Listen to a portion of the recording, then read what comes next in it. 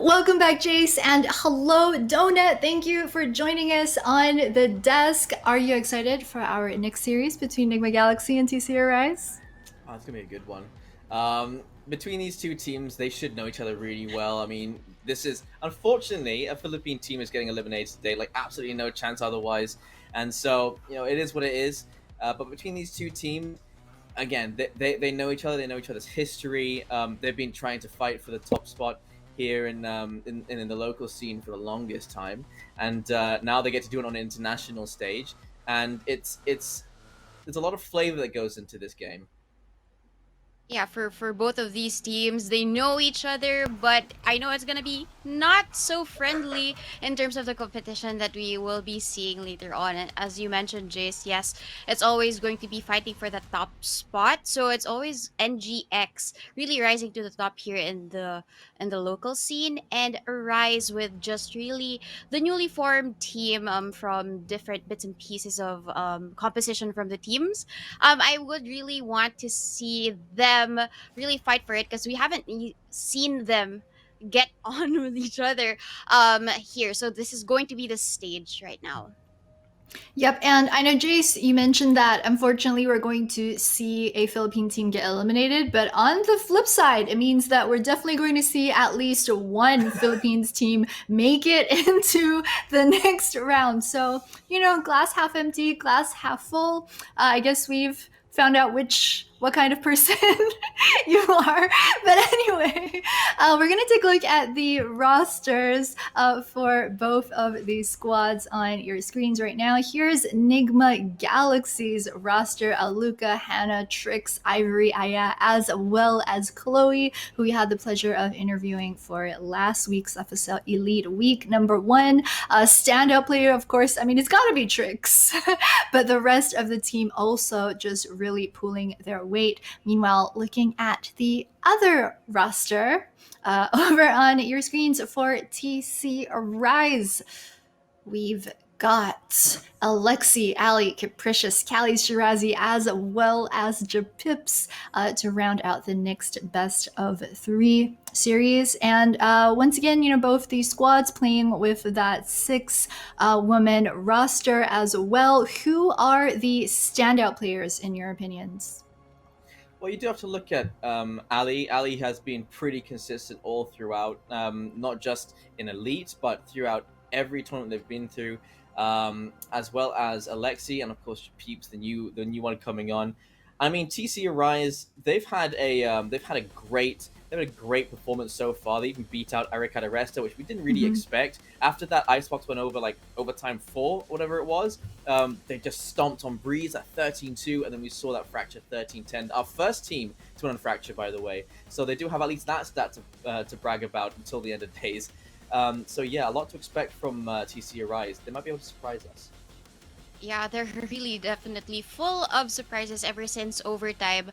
If I can remember, they're the ones who beat Arika Aresa, yeah, right, last week, and they're the first ones to actually play Fracture competitively and win out the map. So during the interview, I recall Alexi really saying that they didn't really have strats, but they really wanted to apply what they learned in the competitive games that they do play together.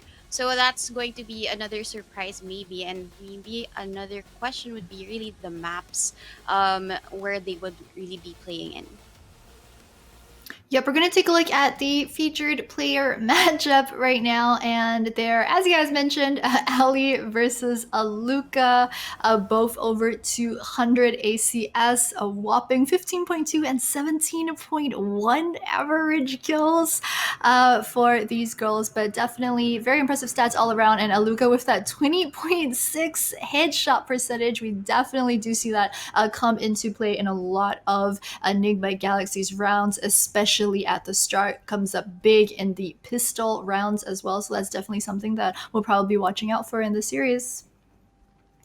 That's right. And I mean, Aluka, she's not even like the main player that gets the kills, right? It's Aya. Aya's always one that you look for to pick up those kills, but Aluka is a great support in that aspect and always does contribute if Aya needs that support. or if Aya's not doing as well, it's a Luca that stands up. But any one of those players can stand up, right? We've seen Trix do it, we've seen Chloe do it. There's the potential all across the board there. Nigma Galaxy are still a very formidable team. They stand up there with Mad Army, they stand up there with Alter Ego Celeste. And so TC Arise, they're a great team here in the Philippines. But going against Nigma, this is still going to be a difficult game for them. They know them very well, but that doesn't mean that they know every single way to get past this team. Yeah, I think it will be a bit of an uphill battle, as you mentioned, for them. Nigma Galaxy, kind of the team that's always been second place to AE Celeste. I mean, they've met them in the grand finals of the playoffs in previous Opens. I think 3 out of the 6 times that they've met previously in FSL Open, 3, 5, and 6. So lower bracket, it's not really where they want to be at this point. I think for them, their goals will be looking forward to tomorrow. But first, they've got to win this current best of 3. And there on your screens, you can see the map selection for this series. It's going to be Icebox, Breeze, as well as Split, if this does go to that map number 3. What are we thinking about the draft? How do we feel this shakes out for both of them? This is very interesting. So, right?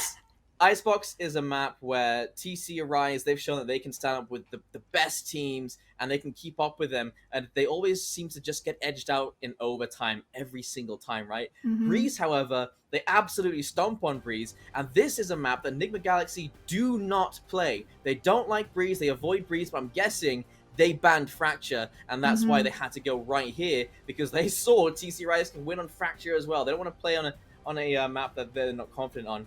Finally, you do have Split there, which is not really there for either of these teams. Although TC Rise have done a bit better on Split, that doesn't mean Nigma Galaxy have done bad on it. It's just that they've been here and there on Split. So this draft, I think it's actually pretty much even. Yeah, and in terms of Breeze, it's selected by TZ Arise, but they're starting out on attack. I mean, the ladies of NGX are starting out on attack, so they might be able to pull some strings in terms of really starting it off, since it's a very attacker-sided map. Yeah, I think that TC Rise, they saw what happened last week with Fracture, and they didn't really want to do the whole cat and mouse thing where they think that if they leave Fracture up, the other side isn't going to pick it because they know it's very likely that it will be picked, which is how this draft happened. But we're into Agent Select already. Nigma Galaxy, wow, with a very fast lock. They've already locked in the entire squad. So it's really interesting. It looks like it's going to be Raze over on the left versus the Reyna over on the right side, but more or less the rest of the agent picks look to be about the same. What do we think? Well, the other thing that's quite interesting there is we're not having Ivory today, who has been a big staple part of this. It's Hannah today, and Hannah has been a very consistent player as well. I've never seen Hannah play in place of Ivory, though, so this can be really interesting. All right, real quick, guys, before we hand it over to our casters, I need your predictions for this series. Who's going to win? What's the score going to be? 2-1 Nigma Galaxy. They win out on Split and on our first map. Yeah, Donut? I would have to agree. That would be the first map going to NGX. The second one probably to TC Arise. The third one we might have to see just yet, but I'm leaning towards NGX. Yeah, I'm going to go with a 2-1 or even a 2-0 in favor of Nigma Galaxy. But with that, guys, the analyst desk is going to say goodbye for now, but we're going to leave all of you in the hands of Key as well as Zaya to cast this next series. Friends, take it away. There, thank you so much for that. Our panelists right there, they've already been stating their predictions here, Key. So before I actually give mine, what do you think about this? I think it's going to be 2-0 for Nigma Galaxy. I just think they're too strong. I see. So for my end, it's going to be agreeing with the panel here. 2-1 though in favor of Nigma Galaxy. And we're going to start it off here with Icebox, which is quite cold but still hot in terms of the fights. And right now we're going to see great denial of that recon wall to start it off the day. But that wall is basically going to narrow it down in for the side of TC Arise. That's going to be Paint Shells here to delay the said push, forces the utilities. Really nice call coming in. And look at this. They are basically going to go for some retakes here for the side of NGX, which is nice because they would want to secure it all off. Aluka for the one, Alyssa for the other, making a 2K coming in from her. Fakes the dash in, but will be headshot by Shirazi in towards the side. This is going to be a close by situation, but in towards the smoke, Shirazi takes hit after hit. That kill.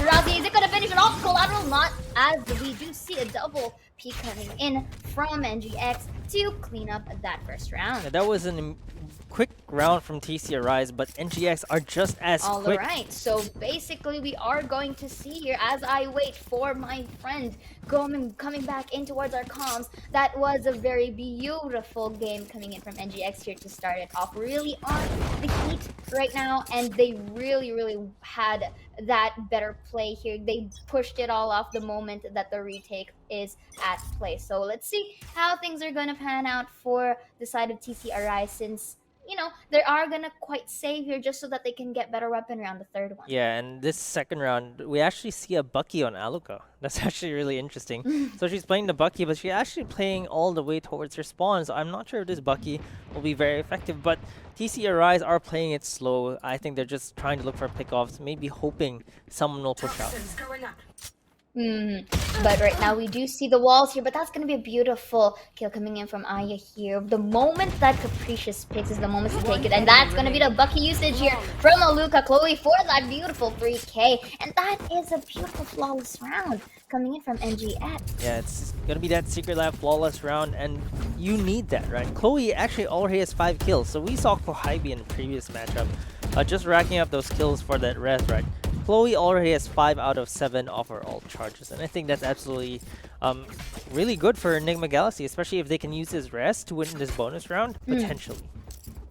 Potentially, indeed. But right now, NGX really starting off our games with already 2 consecutive wins. But again, we mentioned TC Arise have better weaponry this time around. So let's see if there are changes to come here. That's going to be a dash in, but Capricious with the early deny. Aluka is able to see those members. So that's basically info. But right now, they may be charging in towards A. Let's see how this goes. Yeah, there's the Owl drone seeing more information, but they really don't have the guns to contest this right now. They have to wait for TC Arise to get into the site. And Aya punishes the orb take, gets another headshot onto Capricious, who gets really low. And Trix is going to finish her off. It's down to a 3v3. This is still very doable for Nigma Galaxy on this bonus round. But it looks like TC Arise are already rotating to B. Which is the better play, because you want to be basically proactive in towards these map areas, especially having Icebox as a wider angle, right? So you want to use it as much as possible to be it in your favor. So that's what's basically TC Arise is trying to play here. But look at how Chloe is watching off the flanks, but did not see Shirazi in the process. So let's see if Shirazi can use this to her advantage, as we do see they're starting to go towards the kitchen, and they really have to be cautious about their flanks here, because look at how they're positioned. Sure, that's a double peek, but Chloe, with that higher of a stance, was able to get it down. Beautiful pre-aim from Japeeps and Alexi to get the job done. This is going to be a fake defuse from Trix. Is it going to happen? I was able to see, but Japeeps can just buy some time here. She does have the luxury. Beautiful smoke coming in. Trix is still walking in towards yellow, but no time. And that is actually a good job for Japeeps. Was still able to get that peak. Beautifully done, and that's going to be a win from TCRI. I think the Nigma Galaxy are very happy with this, because this is the second best thing that they could have for their bonus round. They took all 5 members of TC Arise down, so that's going to hurt their economy. Meanwhile, Nigma Galaxy, they're going to have full guns the next round. Full guns in towards the next round. So you would want to put yourself in a position wherein you'd have better chances of fights with weapons as well. And here, as I see, only Spectre for Shirazi and Ali for the side of TC Arise, but for the others, they are quite healthy. So since they did win 2 consecutive fights, but Aluka with that beautiful peek in towards A site was able to get Alexi down. Take note, it is Reyna, or basically one of their duelists, their frontliner. So right now, this is really a good start again for NGX. Notice how they're playing passive aggressive type, wherein they just take the peek, take the shot, then just go back. They're not really being too much reactive on whether they go for rotates or whatnot, because look at the position of NGX right now. They're not neglecting the rotate capabilities that can come from TC Arise. Yeah, they're playing it very well as well. Like you mentioned, it's just discipline. Getting the first kill, moving out of it is just complete discipline. Plus, they have the Sage to heal them back up. So Aluka after getting so much damage, it's just gonna get topped out to 70 health. So that's still pretty good, especially since that she already took the Reyna down. And it looks like it's gonna be a B execute this time around for TCRIs. So again, I mean, basically the chances are they do have the good success here with all of these utilities being thrown at them. So beautiful toxins for the side of Tricks here, just to deny that plan from happening. But with all of these resources down and about, Key, what do you think? Is there still a potential rotate? I don't think so, but the time is gonna be taken here. Luca, that was a beautiful headshot coming in. That's a 3K now for her. Cleanup crew coming in and gave a lot of space for the members of NGX to go and rotate. They cannot plant anymore. Unfortunately, they don't have that time, so they may go for the save, but is the hunt gonna happen? Yes, Shirazi is stuck in yellow. It's gonna be the only one left here. Trix is caught in her gun out. Oh, Shirazi actually takes 3 down. That's not supposed to happen. They were supposed to get that last gun, but instead, Nigma Galaxy actually lose 3 members. Bit of a compensation over there, but that's going to be a replay here. Aluka takes one. Going to be another in towards the end inside. But here, even though they were not able to go for the plant, again, Shirazi was able to take some amount of money just so that they can be, you know, quite healthy when the next round appears. Not this round, the next one. Because look, they are going to go for the save, which is the viable play for the side of Rise. Yeah, and NGX, their economy isn't that good yet, but they're starting to rack up the wins. It's 3-1 right now. They still have the superior guns. They just need to hold on to this A side. And Aya is gonna get that first kill, but Alexi, with a Phantom that was saved from the previous round, is gonna take her down. The Pain Shield's gonna do a lot of damage though onto TCRIs. Which also helped in delaying their commitment here towards a site. So it's going to force them to isolate these fights here. But the thing is, they are attackers, so they need to be on the aggression. So this drone here may, if I'm not mistaken, may have detected at least one from the side of Arise, probably Ali. But notice, again, there we might see Shirazi and Chloe meet their ends towards mid, but you know what? Look at that beautiful peek kill from Alexi. Rez coming from Peeps as well to basically get the advantage point for their side. Chloe, however, takes one, make it another here. Even though that Alexi has the Empress, that's a 3, make it a 4, not able to isolate that fight as the double peek will be happening from Arise. Peeps is going to go for the plant, but with a low amount of HP. They do not know Trick is here. That's going to be 1. Fake defuse probably after that smoke. Gonna go probably a half. Looks like Capricious has to double this. Actually double time in terms of pushing, but still gets the upper angle. And that's gonna be your beautiful thrifty round for the side of Arise. Yeah, that definitely was not what they wanted for Nigma Galaxy. They had the guns, but getting the Phantom, having the Phantom on Alexi's hand, that was also because they couldn't kill Shirazi from the previous round. So this is the butterfly effect from that failed execution of Shirazi at yellow, because 3 of them couldn't even kill her. And now they're paying for that. That Phantom went to Alexi, and she made quick work out of NGX with that Phantom. And because of that, they lose the round. So just that one misplay alone at yellow could be a string of rounds for TCRIs.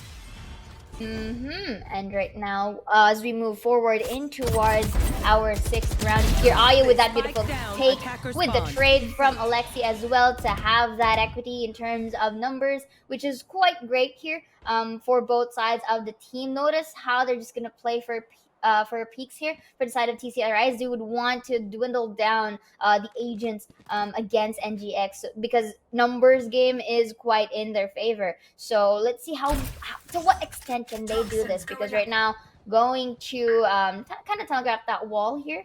But maybe I do think, however, that if Capricious is able to give some space here towards B site, maybe they can play along our map. So that's going to be 1 here as this wall comes down. Beautiful shock dart here. Are they gonna get one? Ali goes for the plant, goes for the push here, denies that plant. Trix did an amazing job. Oh, but still with a great cover from Hannah. We'll be taking Alexi down. Aluka as well with the showstopper here with only Shirazi to work around with the utilities. Key, what do you think is going to happen? I think that Shirazi might be able to get a few kills here, but I don't think she can get the round, because if they play this 2v1 well, I don't think she'll get an inch. That wall is actually helping her get into the site, but she doesn't have the spike with her. And look at this, the position, they're just not peeking her just yet. Hannah may go for some distraction play here, but the Guardian is gonna secure it all with that 4-point. Yeah, and upgrading these guns, Aloka also upgrading to the Vandal. This is what they want, right? They finally reset TC Arise again, and this headshot from Aya is well, not headshot, kill from Aya rather on Japips is actually really important in this round. And Trix denying the plant spike there just secured the round for NGX. Shirazi couldn't do much here. Indeed, they do know how to be aggressive at the same time to just, back off. And that's a great discipline coming in from NGX. For the side of Arise, though, this is a really great call for a timeout because maybe they want to kind of refresh or kind of tone down the momentum that NGX is doing. Although we do see from rounds 2 to 5, it was quite an alternate win for both sides of the team. The fact that NGX still has that upper hand, they would want to deny that as much as possible. So TCRIs, we've do seen it as well that there are moments whenever they call for a timeout, they kind of refresh, they kind of redeem, and they basically go on a battlefield with different strategies at hand. So Keith, what do you think can TCRIs do here so that they are able to, get more control of the map? I think that mid control is completely absent from TC Arise in the first 6 rounds. So I think that at least having the threat of someone going through mid will be very important because right now there's 0 flanks happening for TC Arise, and that's what allows NGX to actually take back control over the sites.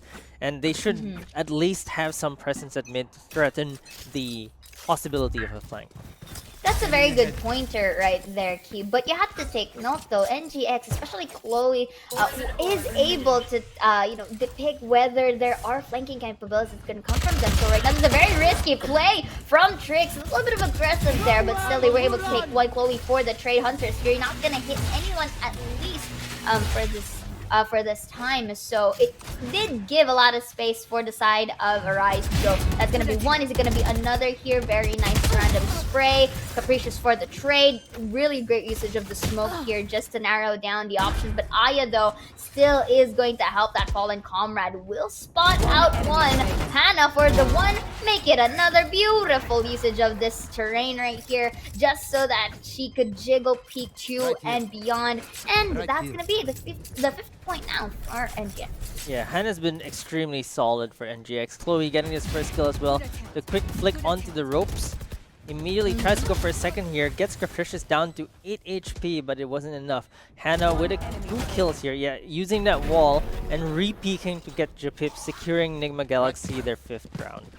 So very indeed, and it's really starting to create a masterpiece for the side of NGX. But you know what? TC Arise may be the abstract painter, so it might have a messy start, but maybe they can really bounce back once either the remaining rounds that we have on the half or to the second half that we will be seeing later. But Capricious, though, with a beautiful pixel peek in towards kitchen, gets Chloe down, who's been very tedious to work with, if I may say. So let's see, Aluka going to take that peek, helping that double peek potentials here, but Ali from the behind pain shells is gonna force that repositioning coming in. But they do know that Ali is there, so look, this is the reason why they kind of look at corners from Belt and Nest as well. This kind of toned down or slowed down the push. So the gameplay basically for TC Arise here is to spot out members of NGX.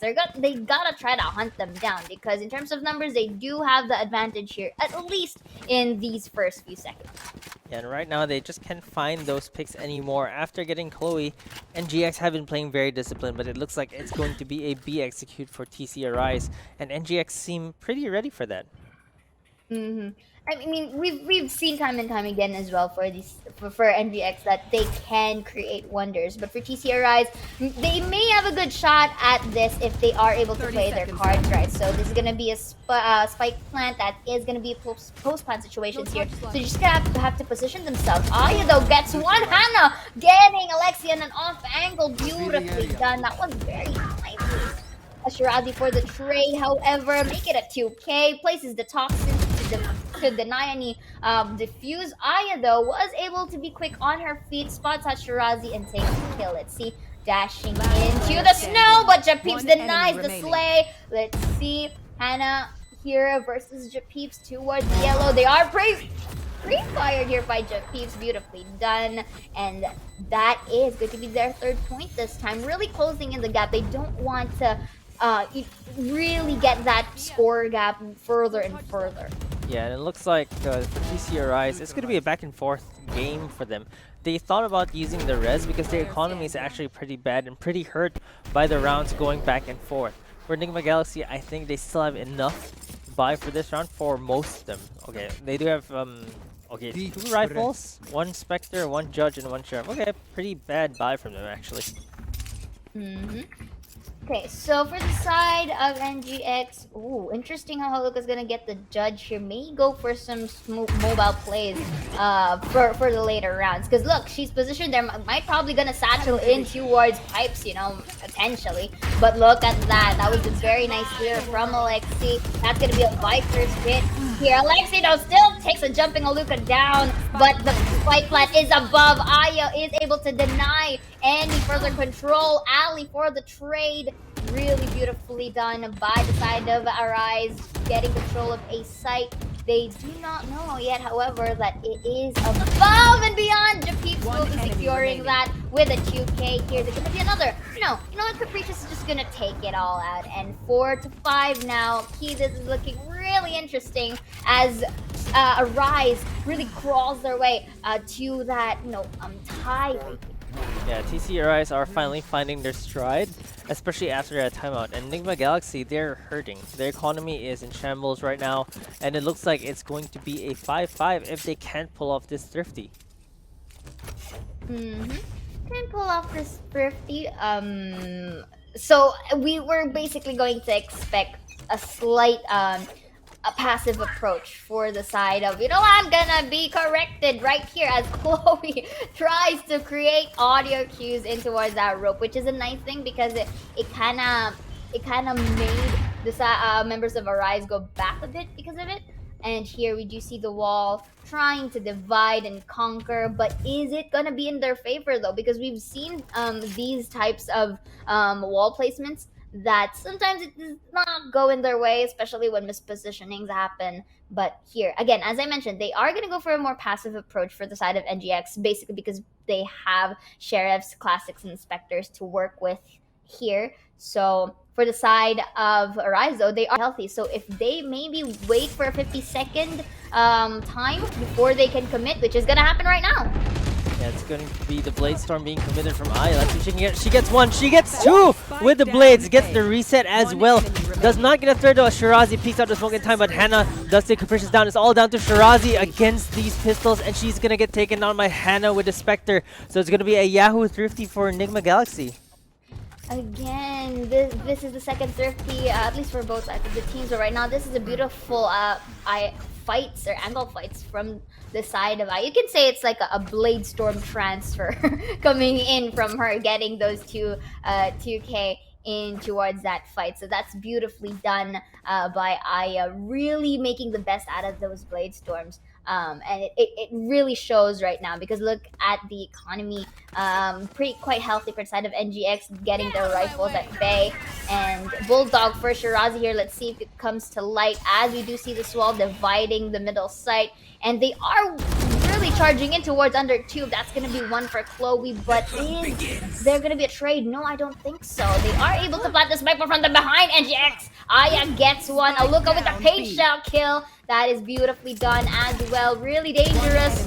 Here, Aluka as well was able to corner out Ali, getting it down and beyond. Was able to spot a hit in towards the corner of the wall. Aya cleans it up for a win on their side. Yeah, that's the Heshra or TC Arise plant, right? Planting for orange, but it's actually very difficult to hold because you don't really have the angles there. They didn't clear yellow either, which is why Aya was able to get this backstab onto them with Aluka with the grenades as well. And like a SWAT team, they just go in and clear it. They finish off Alexi here with not much losses. And TC Arise are going to be struggling this last round. So they're going to have 2 Spectres, 3 rifles, but a lot of them are in light armor. Mostly because, again, you mentioned this is the last round, so you would want to spend everything and create a magical play. But is the magic gonna happen though? Are the sparkles gonna fly? But look at this though.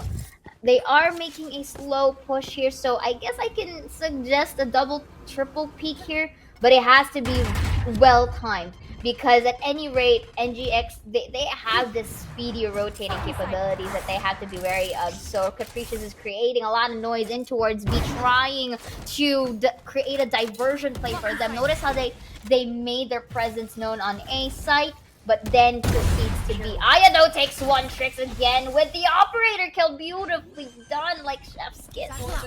Yeah, 3v5 right now for them. The Hips trying to even things out, but Trix is there for the trade. 4v2 right now. This operator is proving to be a nightmare. It's now down to, it's now 5v2 because of the res from Chloe as well.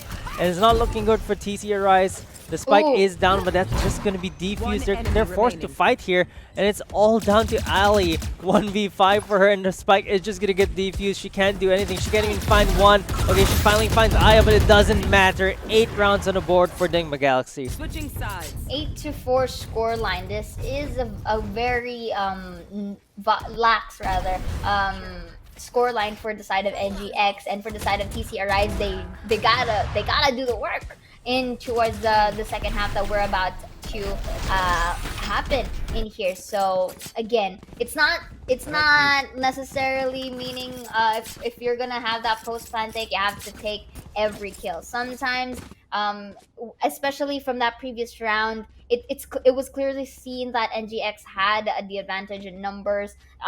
Arise was not able to really react into a manner wherein NGX's mobility is at play. So I think for this round, there could be some mashup for the side of Arise here. They are on the defensive side, so let's see if it's gonna come into light. That's gonna be a satchel, beautifully done here for Aluka, trying to get that right click done, but Aya is going to steal away that kill. But nonetheless, it's gonna be for the team. Spike planted. It's going to be Aya getting the kill onto Capricious. 3v5 right now for TC Arise. Looking difficult for them to get into this site at all. Nigma Galaxy have it under complete lockdown, and they're just not finding any picks at all. Aluka is still on the rafters here. They're going to trade. Well, they're actually starting to make things even, but Trix is there for the flank. This is exactly what I was saying. The threat of a flank from mid is really scary for the defenses, and that's what worked well for Nigma Galaxy. They're starting to run away with this game. Really running away, because that's what you want, right? Securing your game win, and it doesn't necessarily have to, you know, just go for those kills. Just really securing those plants or diffuses is the play. For the side of Arizo, I can think of a way for them to actually turn this around, and since in terms of items, but before anything else, Aya here is going to take down Alexi. This could be an NGX game since they do have the advantage of weaponry, so it's going to be them really dwindling our board all to one. Ali with the frenzy and the flank as well. But Trix, you know, just basically watching the flanks around. That's going to be a flawless moment from Secret Labs as well here. So 4-10 on the scoreline, really dominating right now for NGX. Yeah, it's just looking so good for them, and the reason why this is looking that good for them is because they're getting the pistol rounds, and that's the most important part of Valorant and competitive play. Getting those pistol rounds ensures you have the tempo for that half, and with them winning both pistol rounds, they're now up 10-4 for TC Arise. TC Arise wanted to start an attack, but that didn't pan out so well for them. So this map, this is Nigma Galaxy's map, and they're definitely showing why they picked Icebox. But this time they are going to try go for this mid control over here. So let us see right now.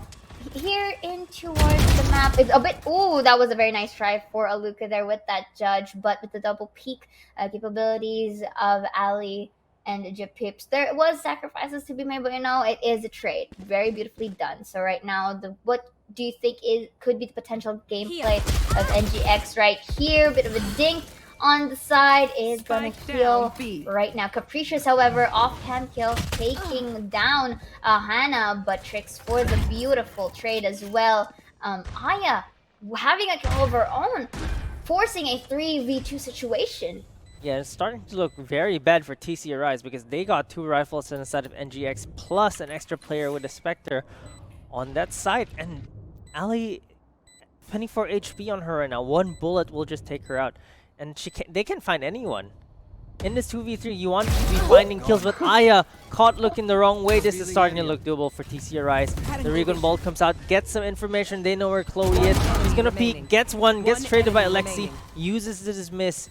She's trying to look for Trix, but time is ticking away, and Trix will make sure that she gets this kill, and she gets Alexi.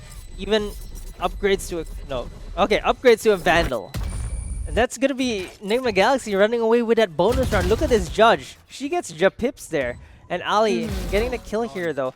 But Trix getting that round and getting a rifle upgrade of her own as well. Such great play from Nigma Galaxy. And it's now 4-11.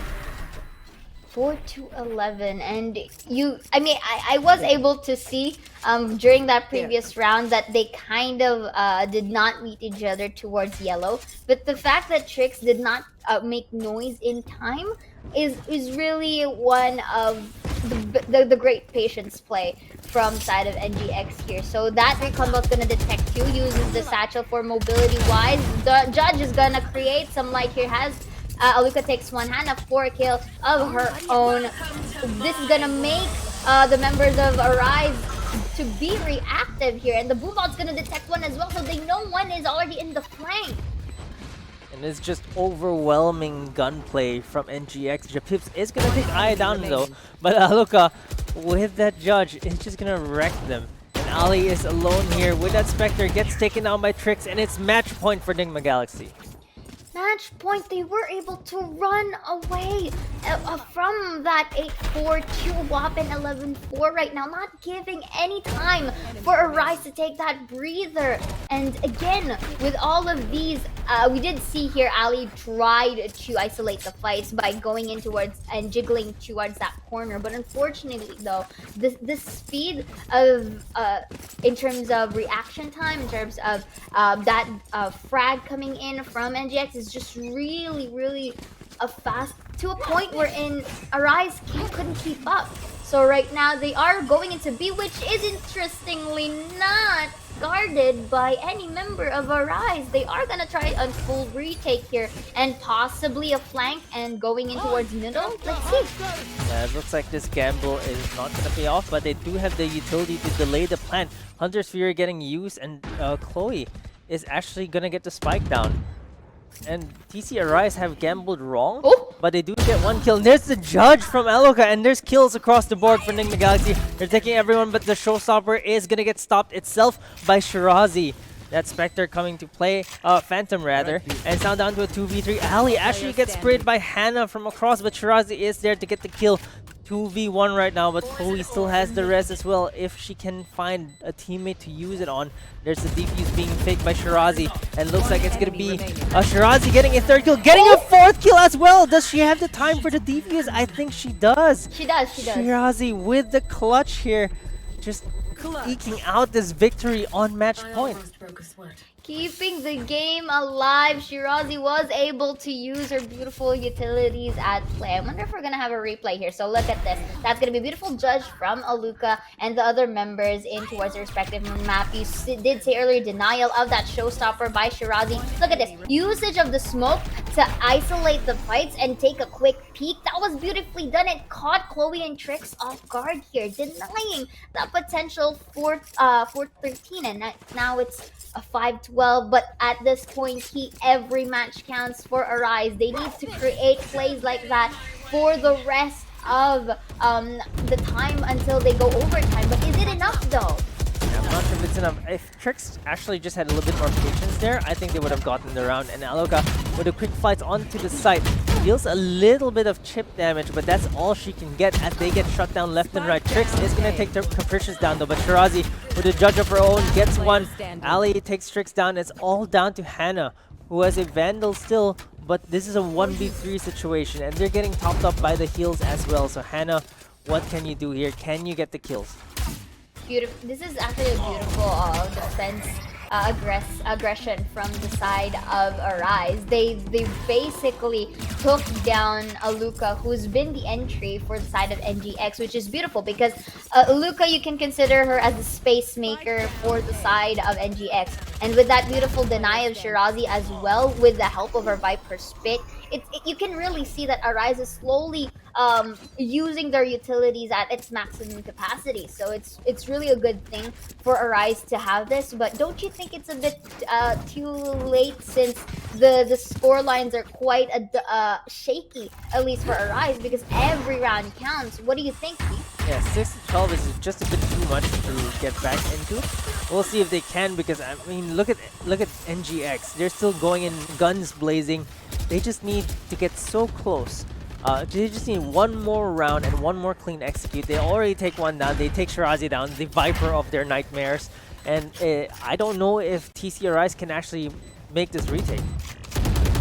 Indeed, because look at how they narrowed down the map and took control of the other half of B site. Although we do see that there is a bit of detection coming in by Aya here, but that beautiful corner is going to be one of their staple, as they will be locking in this win for the side of NGX with the 6-13. Beautifully done.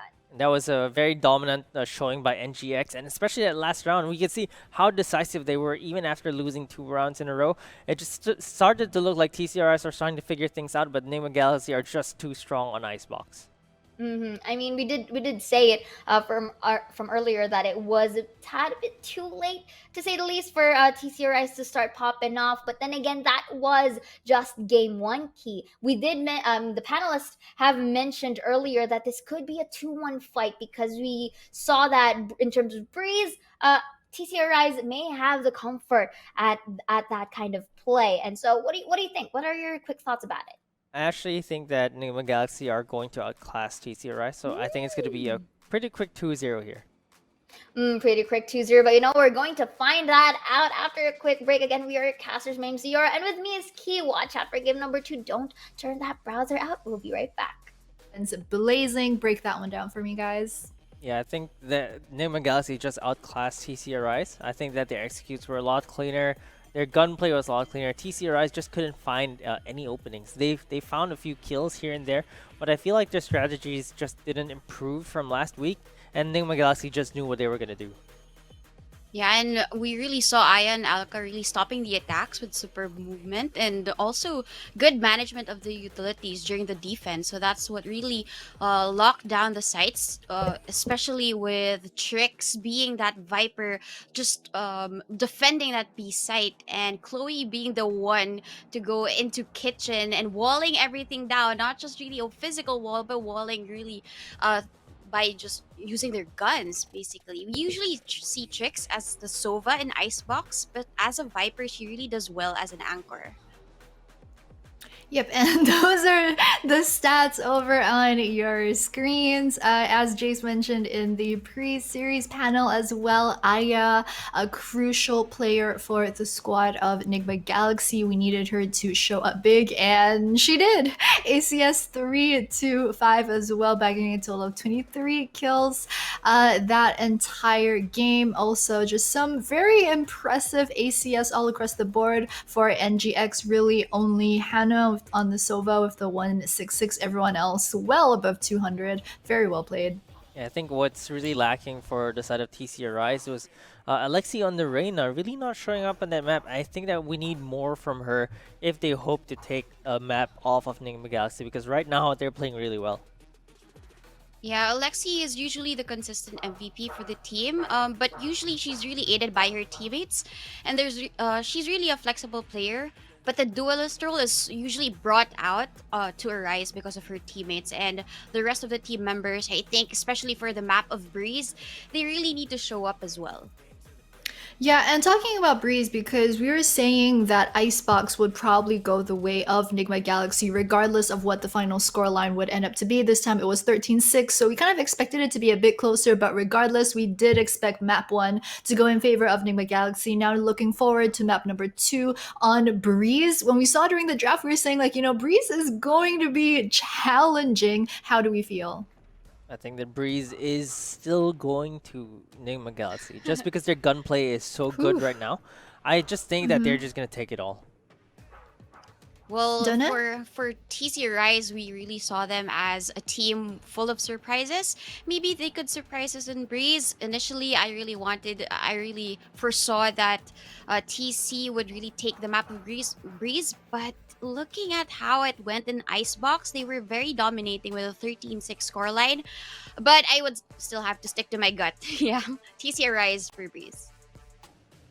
Yeah, I mean, Breeze, it's such a huge open map. We don't generally tend to see a lot of the teams pick it because a lot of it comes down to just straight up gunplay, especially mid during the rotations. You need very good teamwork and strats as well for this map. How much trouble do we think they're in? I think Key, you're going to go for Enigma Galaxy for this one, whereas Donut, you're going for TC Arise.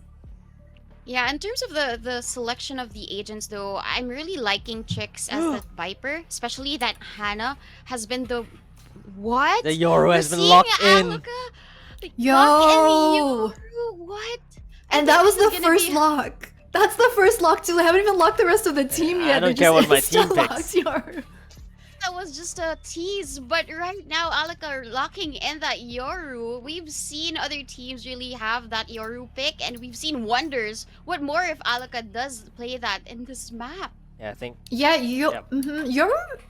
Go ahead. Yoru is just such a great Choose pick your for this map. I agent. feel the map is so big that teleport actually helps out a lot.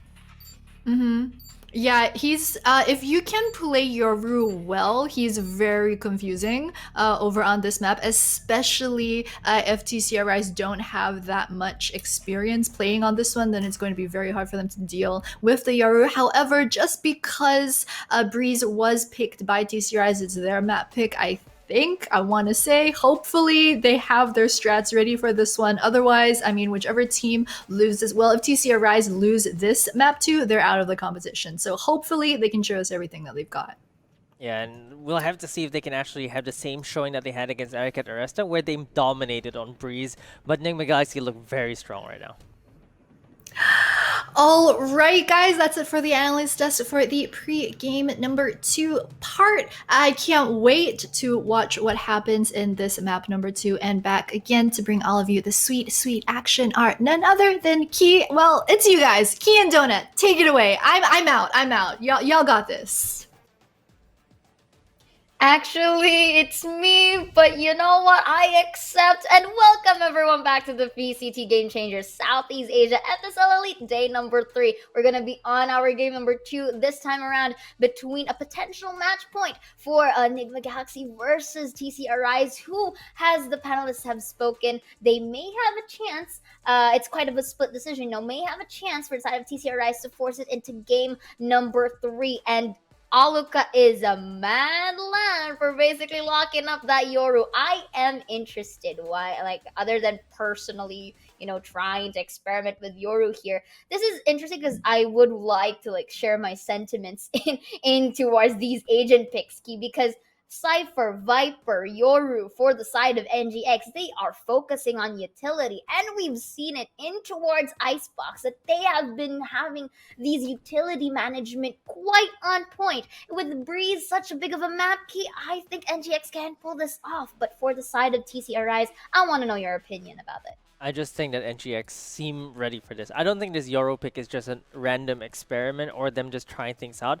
I think that this is a deliberate choice and they know what they're doing. The flashes are going to help them so much on this side, and the teleport is going to be used with some really funky flanks from the side of NGX.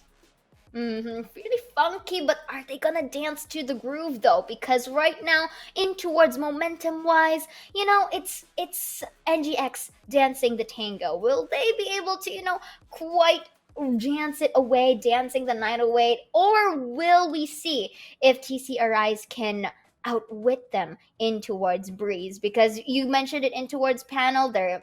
For Donut per se, she does trust her gut with TC Arise having the upper hand. So here, Key, your thoughts other than utility management for the side of TC Arise, because in terms of pressure, it's quite on for them because this is potentially the game that decides if they are to have game number 3. So right now we're gonna head on straight to game number 2 between both of our teams. Key, what do you think?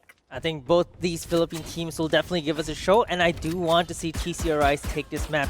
But let's see what Nigma Galaxy can do. It's going to be a, well, media technical pause right now. Have to fix some issues first. They're trying things out here, and I honestly think that Nigma Galaxy's gunplay is what's going to be carrying them on this map. They're starting on the attacking side, and I think that they're going to be ready for this. Look at this, again, this Yoro pick. I think it's 100% deliberate, and the fact that they now have tricks on the Viper, so she's actually playing the controller because, as the panel mentioned earlier on, Ivory is not in, and I think Hannah has played the role of the Sova very well, and Trix is very good. I've seen Trix play the Sova. Sometimes she's a controller, sometimes she's a duelist. She is probably their best player, and she's the most flexible for the roles as well, and she is their in-game leader too. The fact that everything is happening into one person, which is basically Trix, the fact that she can cover a lot for the team is one of the important assets. But you know what? I am interested to see what happened in towards the weeks for the side of, NGX, because locking in this Yoru meant that they practiced it here, at least to say. Maybe they do have some interesting strategies at hand for the side of Aluka here. And we've seen time and time again how Aluka can be very dangerous, especially when she is in the duelist. At the same time, if she, really pops off. So that's the thing that I am interested to see, because Yoru in Breeze, not really picked as much, but right now, this is the focus of our play. Key. For the side of Arise, however, they are going into a quite utility-based as well, having 2 healers up on their arsenal. But let's see, though, because I feel like Alexi is going to be more on the initiator here, basically to go into flash entry once they kind of like switch. But then again, since they are defenders, those flashes are to be used defensively. So let's see up to how much this guy can be used, especially with her utilities. For the side of Chirazi, of course, still sticking to the Viper because, that's basically the comfort. And Viper can cover a lot in towards the map as big as Breeze. For Capricious, basically still sticking towards the duelist side. Peeps as well with this Sage. So yeah, what any more thoughts, Keith? I think the Sky actually works really well in Breeze. I'm surprised that Nigma Galaxy don't really run it. I want them to run it eventually. But right now, I think that Yoro is going to fill that void that the Sky leaves behind, right? The flashes to get into the side. So that's going to be the Yoro this time around. And I realized one thing. There's a reason why in the technical pause, the players can actually move, and for a tactical pause, the players can't move. Because in a technical pause, typically it's maybe your mouse disconnected or something. You need to test it out. And if you can't move, you're not able to test it out. So that's the reason why for technical pauses, they can still move around and clown around. Look at Nigma Galaxy. They're enjoying their time. They're just... Realizations 101, right? You just have to enjoy that beautiful beach side in towards Breeze. And for our defenders, just look at the other side of the spectrum as well, looking at these gates, if you're going to open like Elsa. But anyway, here in towards the map, they were just waiting for both of our teams to be up and running. You want to play in the most optimal, situations, right? So while we're waiting for that, let's really take a look for the side of NGX this time around. We've been highlighting on the Yoru. Let's look at the other members as well. Chloe with the Cypher. Usually we see her as a Sage, and if you notice the overall lineup of NGX, they don't have a healer to work with. They don't have a healer to work with, so they don't have walls whenever that can be used in towards the snap. They do, however, have the cage to be triggered by Chloe for later. And in terms of utilities, they do have, again, Sova. They have a lot on their plate here. So I guess I'm kind of going in towards a direction where NGX may go for a really aggressive play. What do you think? Yeah, well, I have to see for that because NGX, they're on the attacking side. They've been very decisive so far, but I think like this technical pause might be well, gonna take a while. I think Aya is having some issues, probably disconnected. It seems like, yeah. So she's not able to load in right now. Or they're trying to fix it because, of course, we want all five. We want this to be a 5-on-5, and Definitely. Aya not being able to connect is definitely a big issue. Indeed, of course. I mean, you want, again, as we mentioned, you'd want to play in the most optimal games, right? You do not want any amount of tedious things to work with, especially if maybe we can fix that out for later. But here, man, like in terms of panel, I mean, in my opinion, it's still quite and split because Donut has her opinion. Basically, with TCRI is really going to go Arise and force to game number 3. You, on the other hand, You, on the other hand, you really want to secure that 2-0. So I mean, that's what you predicted per se. Yeah. I think with the lineup that we have, if Aluka's Yoru work, I will agree with you.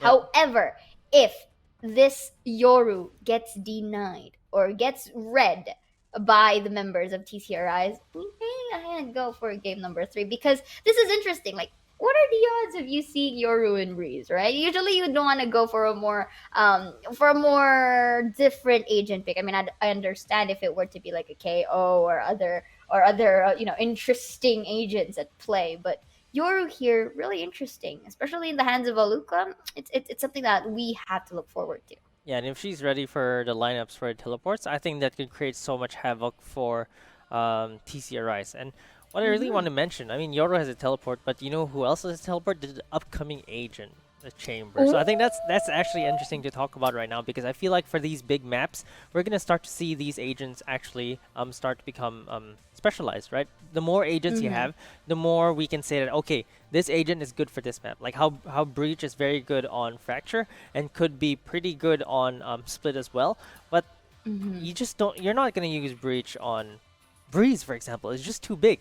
And the more we get agents into the game, the more we're going to start to see agent compositions vary. Some people will have their own flavors. Some people have their own specializations. And I feel like Chamber, if you guys haven't read the skills yet or watched the trailer, you can check it out on the official Valorant YouTube channel. I believe it's probably on Twitter as well. But basically, the new agent coming in is a Sentinel. And he has a teleport as well. So he can teleport between 2 anchors. You can also equip a heavy pistol or a sniper rifle. So I think that's a pretty interesting concept for a Sentinel. And he has a bit of slows as well. Not really like the traditional Sentinels that we have in terms of putting up walls, tripwires. I think that as a Sentinel, he excels more at slowing the push down by killing them. So basically, he is called Chamber, but we're gonna dig deep into that later on. But look at this, walls across the board of B side, creating a quadrant right here. But right now, because of this, it kind of helps narrow down the map. With all of these toxins, with all of these utilities, Hannah is able to go for the plant. So this is gonna be a full retake now for the side of Arise. Is it going to be enough for them though? But Ashirazi goes in deep, gets Hannah down. Chloe for the trade, fakes the defuse. Clouds are going in, but Aluka takes a 2K. Shirazi for the shutdown, tricks at the behind, takes the trade. But you know what? Cleanup crew, Aya goes. And that is going to be the first for the side of NGX. Yeah, the very decisive play by them. They just get into a site, use their Viper wall to buy themselves a little bit of time. Just immediately get in. Hannah got caught out there, but I think that being able to clean everything up, NGX are off to a good start. We mentioned this in the previous map and in the previous matchup as well, that the pistol rounds are so important, and it looks like TCRI just can't find a single pistol round.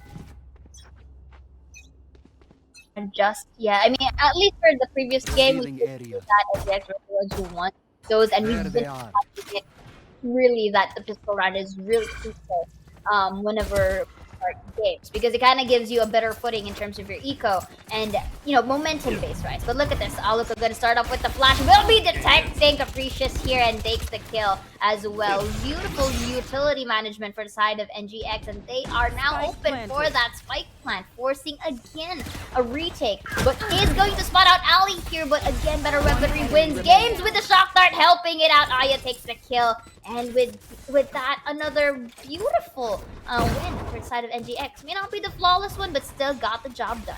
They got 4 out of 5. I think that's more than enough that they need going to the next round. They even still have the Bulldog on Hannah. So TC Arise, this is where they need to step up. They've just been losing rounds left and right, and I think that if they lose this bonus round against NGX again, they lost the bonus round, remember, in the second half. I think it's just gonna hurt their momentum, their morale a lot, because you're not supposed to be losing these bonus rounds, and especially on a map like Breeze. If you lose your bonus round, that's just gonna be really scary because this map is so huge. You're not supposed to lose against Spectres when you have the Vandals, you have the Phantoms, you have the full rifles to take them out. And here's the Dimensional Drift being used. Aluka with all those kills has so many charges. They're able to get into the site and plant the spike. Alexi though peeks out of the smoke and takes Hannah down. And Aya gets taken down from the flank as well. They're starting to take them down one by one. The spike has not gone down yet, and they don't have the answers. They just have a judge. They have a Bulldog on Trix as well, but they're not finding anything right now. Trix trying to look for the kills. Aluka is going for the flank. Gets one, but Trix gets taken out. Aluka switches to the Spectre. Not much you can do here right now. She tries to get some damage done. Throws her teleport out. Does not use it yet. Tries to go for more kills, at least before going down. This is the bonus round, so this is going to be fine. But they only take one member down on the side of TC Arise. Definitely. And again, you did mention it is bonus round, but let's look at the quick replay, shall we? So they basically, the members of Arise went in a more aggressive state here, knowing the difference in weaponry. So they just really took advantage of just so that the points do not really falter off too far. So 2-1 in terms of the score line, but then again, because NGX won 2 rounds in a row, they are quite healthy, so they are able to buy their respective rifles here. If I'm not mistaken, this is a Guardian for Hannah, and we noticed it, especially in game number 1, that she's been very proficient in using this said weapon. So loving it how Shirazi uses the Viper Spit just so to deny any aggressive push for the side of NGX.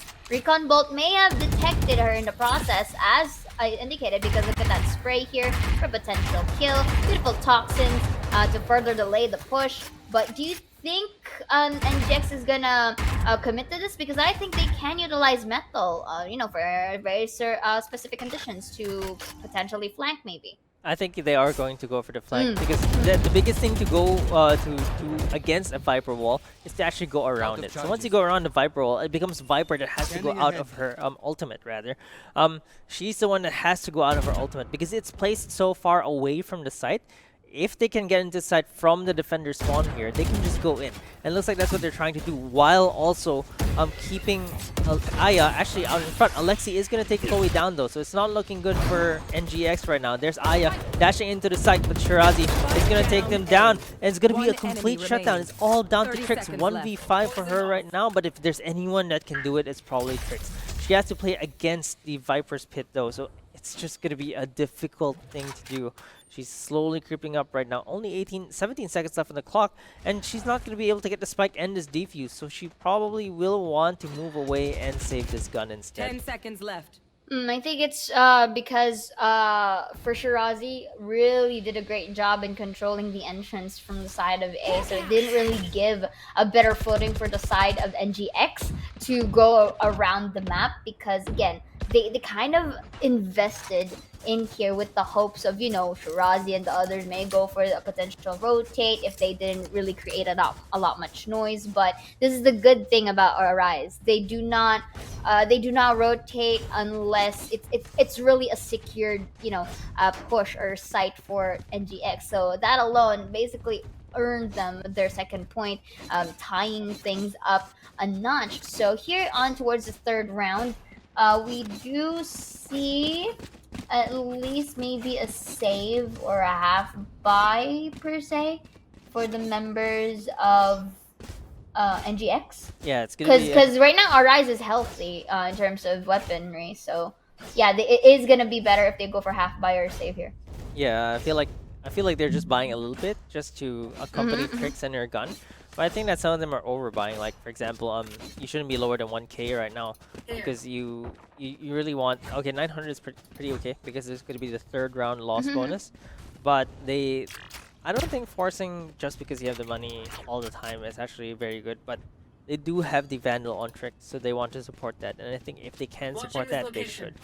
So right now it's gonna be a Of course. technical pause, so they're gonna test some things out. I'm not sure what's going on right now, but it seems like it's another disconnection, probably some server issues. It looks like it's is it Aluka that's the one that's AFK? Yeah, I think it's Aluka. We'll just have to see again. We'd like to see a lot of action in the most optimized situations, and right now that we are currently fixing that. But then going back in towards our previous rounds, both of our teams won rounds consecutively. Two for the side of NGX and the first 2 rounds, and then third and fourth went into the side of Arise. So it's safe to say that it's still anyone's game here, at least for this map. But take note, however, if Arise is able to pop off, they could create a magical play here that can give them their game number 3. For the side of NGX, their aggression is already there. We've seen it for Aluka time and time again, that her teleports, her flashes really work well with the management in terms of controlling a site. But right now they kind of toned down a bit and really was controlled with the help of Shirazi's ult. But this is the question that's been lingering on my mind. If Shirazi does not have that ult, what is the better play for the side of Arise to control the site? Because they can't really be too much dependent on utilities alone, right? Sooner or later, they have to really go and win those aims, especially in some certain conditions like these. Yeah, and on the B side, it seems like that's what NGX want to go for right now. Without the ultimate, I'm not sure if TCRIs can win. Even on this pistol round, I'd actually think that Nigma Galaxy have a very good chance of winning it. Yes, indeed. So, in terms of that, they do have chances of winning that. So, Arise here, I guess, in my honest opinion, maybe they can try to do that aggressive defense, if I may term it out, again, simply because they know their stuff. They know how to kind of sandwich out the members of NGX if their position is in their favor, just like what happened in towards the 3rd round, if I'm not mistaken, with them having that better weaponry. So if they are able to do that, despite NGX has their very own rifles, maybe then that can start the momentum. Yeah, that's for sure. And NGX, they need to find the answers right now. The Yoru pick quite worked out on the A execute when they were playing the 2nd round, but I think that beyond that, they have been playing the Yoru pretty well. They get into the site at will, but it's their post plants that's a bit of an issue for them right now. Like, they're just really not holding the post plants. I think the only time they really didn't get to utilize the Yoru going in was when they tried to go against the Viper's Pit on A. Like, we've seen that many times. Teams sometimes take the gamble, try to go against the Viper's Pit, but it doesn't work out. Indeed. And again, you mentioned about utilizing Yoru here specifically for Aluka, right? So right now, at least for the first 4 rounds that we have witnessed, Aluka became the entry, other than Aya, who is in the back lines. My question here is that if they were to switch positions, right? Hear me out. If Aya were to be the entry, with the help of Aluka's, let's say, flashes, what if Aluka uses that teleport to sandwich them from behind? Do you think that could be a better post-plan situation for them? Because I would like to see that if that were the case. I actually thought that would be the case. In fact, when they picked the Yoru normally it shouldn't be the one going in first. Normally you can teleport behind enemy lines with the distractions. Aya needs to provide that distraction in the front. So she's the first contact duelist, and then once everyone's distracted in front, Aluka jumps behind and then just starts wreaking havoc, cuts down the defenses. And we'll have to see if they can execute that here as they try to execute onto the B site. There's the toxic screen already going up. There's a teleport as well. We see the orb already flying, but it's going to be spotted by Shirazi. She's not going to shoot it down though. She's just waiting for the Yoru to go in. I think that it's going to be combined with a flash, or no, it's just going to get taken down by Shirazi. No space right now for Nigma Galaxy. Indeed. I mean, to be fair, it's a two-way thing. If Shirazi decides to shoot it, they still have the option. But Alexi, beautiful pick up of that fight. Shirazi with a kill of her own. Nice flashing in. That's going to be a okay for her. So the utilities do work. And right now, I think they did listen to me, to say the least, that, it's not just about the ult that they have to, from Shirazi, that they have to depend on. They were able to isolate the fights by using the terrains as well. So that alone is indeed a good job. Only Chloe and Trix remaining in here. They're quite having a bit of a choking point, at least to say, in terms of attacking, because if you look right now, Shirazi and the gang are really doing a great job in utilizing their utilities so that they can deny the push that is coming in from NGX. And the fact that they were able to telegraph it in a manner wherein, okay, they know that they're going to go in towards B. And look at this, with the jiggle peek for Ali against Chloe in towards that side, was able to get one, and Capricious for the cleanup. Yeah, it's gonna be a secret lab flawless round for TC Arise, getting their 3rd point on the board against Nigma Galaxies 2. So let's see if Nigma Galaxy can finally buy this next round and start to equalize things again, because this game is starting to slip away from their hands. Could have an opinion here for the side of NGX. Maybe they could use metal, because if anything that I have noticed is that at least for these 5 rounds, they haven't really used the middle side of our map just yet. But I do not recommend it, however, in this coming round that we're about to see, because it could be, again, telegraphed, or it could be predicted by the side of Arise. So if they want to have their conditions met, they need to take Arise by surprise. And Arise right here, again, they managed to catch up in towards the scores. They managed to deny these pushes, meaning they may have, a higher chance of making this or popping this off, because if the more that they deny Aluka and Aya, the more that they can get control of these sites, actually denying at least a plant, which has been happening for the rounds that we're having. Yeah, and I feel like something that Nigma Galaxy haven't tried either is the mid control. So right now, I don't believe we've seen them go mid, like mid instead of like B elbow sometimes, and then maybe they go out of doors from A main. But mid control is huge on Breeze, because it really can cut the whole map out. And I feel like that's something they haven't done, and that's something that they can choose to do, because right now their strats are very one-dimensional. They seem to just want to brute force into a site. It's not been working out. Brute force can be very useful, especially if the condition sees it fit. But in hindsight, you would really want control. We've been emphasizing this for quite some time, and I think Yoru can do just that. Imagine teleporting in towards mid for a bit of a diversion play. Go, let's say, in towards B, take some shots, create presence, and teleport back. If you are able to catch the members, or best case scenario here, if you are able to take down Shirazi down hard, that could be one of their key points here for the side of NGX. Because if you notice, the utilities of Shirazi in Defenders or this Viper has been very tedious for them to entry the site. So if they are to shut Shirazi down, that is already a big thing. Another thing that they also have to take note is Alexi. Alexi's doing a pretty good job in terms of her flashes. That is really timing and very impeccable for the side of NGX. So if they are to really remove these from the equation, maybe NGX can really start anew, or maybe go back to the early dominance that they have for the first 2 rounds. Yeah, that's for sure. And I mean, like, we want to talk about the Sky, right, a lot, and I think that really her flashes are just on point. We saw that part where she was playing Pillar and she flashed Aloka, and Aloka was just, she saw the sun pretty much. And I think that's exactly a great Sky player does, right? That's exactly what you need from Alexi, and she's doing better now than the previous map. And she was on Rain on the previous map. Really didn't pan out for TC Arise. And I just want to steer this conversation back to Chamber, because we were talking about it in the last pause, and I feel like that's something we can talk about now before the game resumes. But I feel like adding more Sentinels will add a lot more flavor into Valorant. And I feel like the original idea of a Sentinel, which was Sage plus Cypher, is like, oh, we'll build a wall and then make sure they don't cross. And then Killjoy changes that a bit, right? Killjoy doesn't really put up a strong wall, but she gives you information in the form of her alarm bot and her turret. And then there's nanoswarms that kind of like do damage. The other Sentinels don't really have that damage.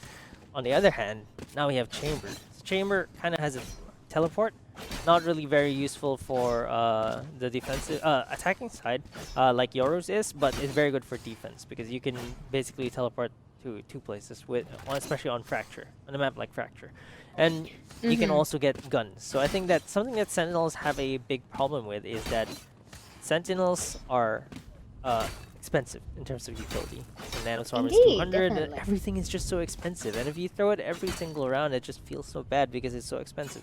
But I hear that chamber, actually, you have to buy the bullets for the heavy pistol that you buy. You can buy up to 8, I believe, and it's 100 creds per You know, like in life, we do say nothing is free. The only thing that Right is free is dreaming. And right here in Towards Chamber, you know, like looking at his skill sets, you mentioned it. For most of the cases, Chamber is an all-around sentinel plus your mini store, if you would like to term it, because like again, we're starting it with his C, with his traps, which is like the trademark. It traps and scans, so it's like a 2-in-1 coffee, right? So especially when it comes to range. Again, you did mention as well with the teleport. Rendezvous is really useful. You mentioned it at bigger maps like Fracture or Breeze or even Icebox. So if with that at play, it's like Yoru and Killjoy combined. You know, enough, like yeah. create a fusion, to them, to say the least, and you get Chamber. And right now, like ironically, despite having Chamber has his name Chamber, his ulti or his skill sets is not really, you know, like clumped in just or in a closed area. You can go around the map, and which is very very helpful to for any flanking capabilities or to leave your opponents off guard. Headhunter as well, equipping heavy pistol. You mentioned it. You buy essential bullets for that, so having that extra loadout can be very very helpful. Tour de force for his ulti is a very powerful option as well, especially if you are good with the sniper rifle. That alone is already a big thing. So he's like a sentinel killer. You know, you know that kind of agent wherein you can get the best of both worlds. So that alone is pretty exciting to see. But right now we have to, you know, like focus on to the game right now. But we did have some technical pause in the process. Yeah, just to explain to everyone who's wondering why we're on a pause is because there's having some connection issues for the side of Nigma Galaxy. So some of them are just dropping out, and that's of course problematic in a competitive game. They're trying to fix that right now, and hopefully the internet, you know, comes back, becomes stable. Maybe no more crashes, but Of course. yeah. Speaking of crashes, like honestly, the games today have been pretty good. I mean, relatively one side, but we're starting to see that the teams really have that same power level difference, right? Renatus White versus Definitely. Asteria. There's a bit of a difference still there, although Asteria have already improved their play. Renatus White have also improved their play by a lot. In fact, I feel like all of the teams are starting to like rise up in terms of power level, and only Alter Ego Celeste is the one that they're catching up to. So they're starting to catch up to Alter Ego Celeste, I would say. All of these and more in action, but right now we are going to focus on this game on number 2 key, because this could be the last game potentially for Arise, which is right now they are going to really fight it off. But more of these actions when we come back, everyone, as we take on a quick break. So guys, don't turn on your browser. Alright, we're back into the game right now. It's going to be a 3-2. Just to remind you guys of the scoreline, it's going to be NGX on the buy round. They ecoed for the last 2 rounds because TC Arise have been taking the rounds left and right. And it's going to be Shirazi getting the first kill on the Tricks. Alexi is going to take another kill onto ISO. It's looking really bad for NGX right now. 5v2 situation, what can they do? It's good. Looks to be very, very clean right now. Alexi with 5 HP remaining. It's going to be a Secret Lab flawless round for TC Arise. What a way to resume this match. TC Arise not missing a beat and ensuring that they are getting these rounds. And NGX, they are on the back foot. And in fact, right now they don't even have the economy to buy for a few rounds in a row. So they're going to have to eco yet again.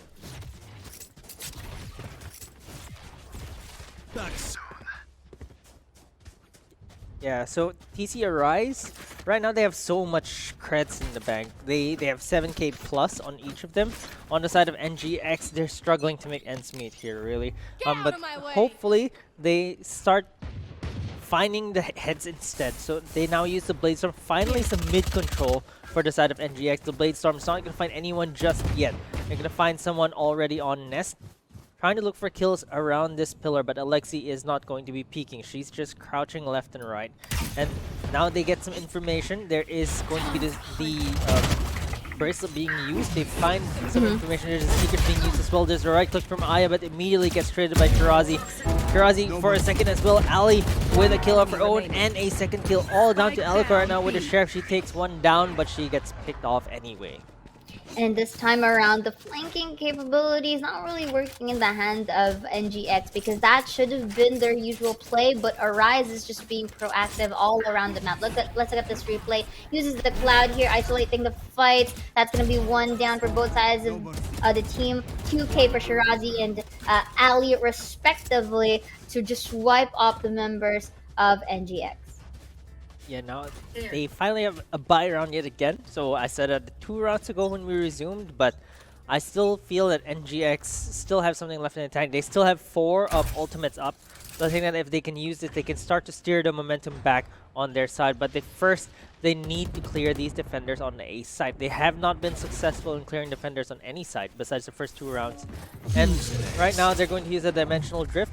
Trying to look for more information here. Spots one out. Capricious just dashes away back to safety.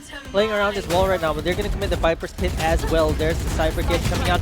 Tries to sprays Trix down, but Trix shoots back instead.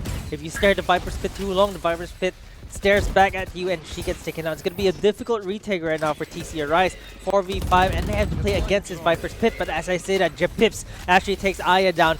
There's the poison coming out as well, starting to make them vulnerable. Alexi is going to take 2 down. Aluka takes Shirazi down. However, and it's starting to look good for TC Arise. The defuse is starting. Trix takes Ali down, but the defuse is being stuck. Alexi with only 1 HP left, but Aluka is just too far away. Teleports right in front of Japips, and TC Arise take a 6th round on the board.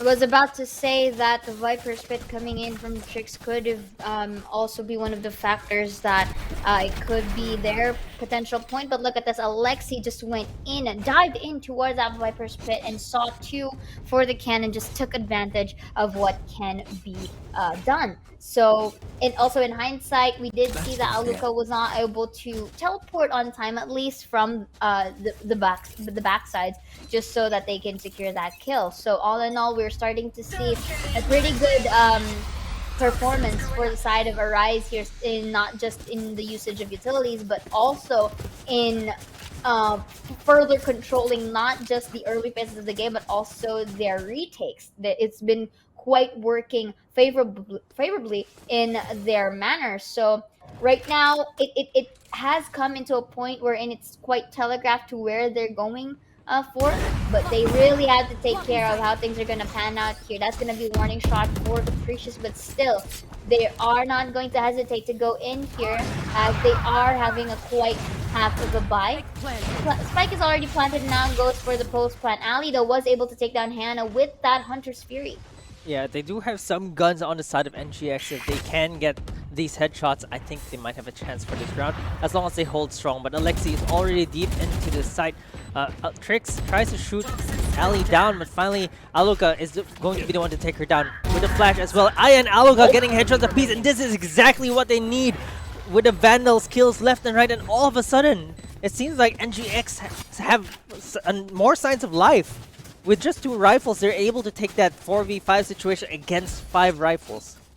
Again, the aggression, because basically if you look at their compositions, right, they don't have a healer to work with, so you might want to go into a play wherein you're on full aggro, and that's the best case scenario for the side of NGX, because if you look closely, they were able to go in towards that side, knowing that it's okay guys, it's just utilities, let's just go in ham and then just go for those double triple peaks, and it worked well. It worked wonders for them. So I think that kind of strategy can work in towards the side of NGX, only if they are able to isolate the fights. Oh. Like what we have right here, Arya starting it off really well in towards double doors. So Peeps gets one Chloe for the trade. They are able to plant the spike. That's gonna be a detected alley, Oh no, but Aluka. is going to miss that shot, but still was able to get an amount of a hit. That's gonna be another flash. That's one. Is it gonna be another? Very nice as he controls it out here. Aluka has been spotted by both sides of the spectrum. Ali will be taking her down. So that could be intel, to say the least. Aluka telling the other members that, okay, there's one in towards spawn and the other one in towards middle doors. So they don't exactly need to push the fight. They just need to secure an ample amount of time so that the spike's not going to be diffused. It's going to be the kill. Chloe takes Ali down, and it's down to 3v1 Shirazi. We've seen her clutch before, but she's a bit too far right now, and Hannah is just going to take her down. And NGX are finally clawing back into this game after losing 6 rounds in a row. It seems like they finally found their groove. Look at this, Aluka getting those kills.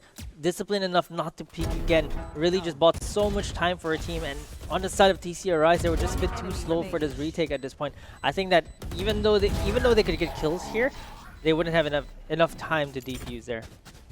And basically, like, this is also the good thing about having a duelist like Luca or just duelists in general. Basically, if you have that kind of double duelist setup, there are also 2 letter D that you have to work with. One is to distract.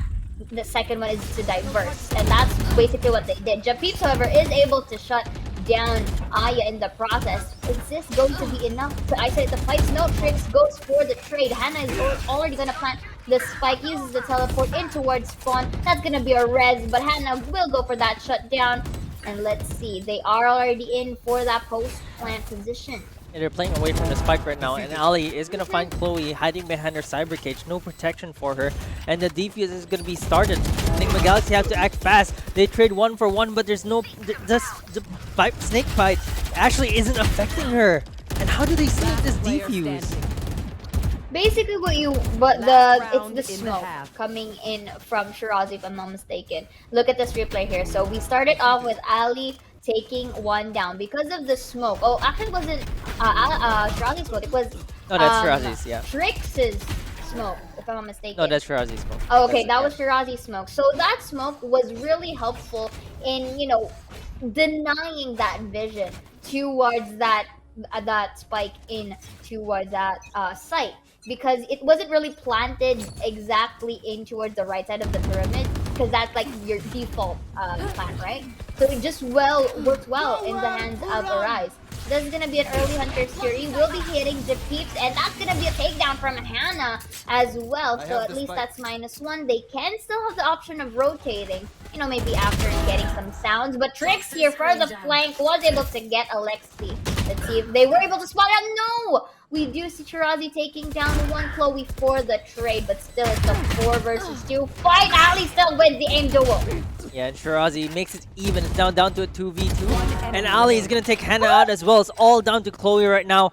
1v2 situation is playing up close, but Shirazi just takes her down right away. It's going to be an 8-4 lead for TC Arise.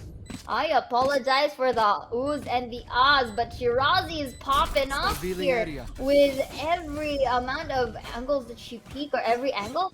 It just worked wonders. Look at this replay right here. Trix takes it 1. Shirazi goes for the shutdown. Look at this jiggle peek.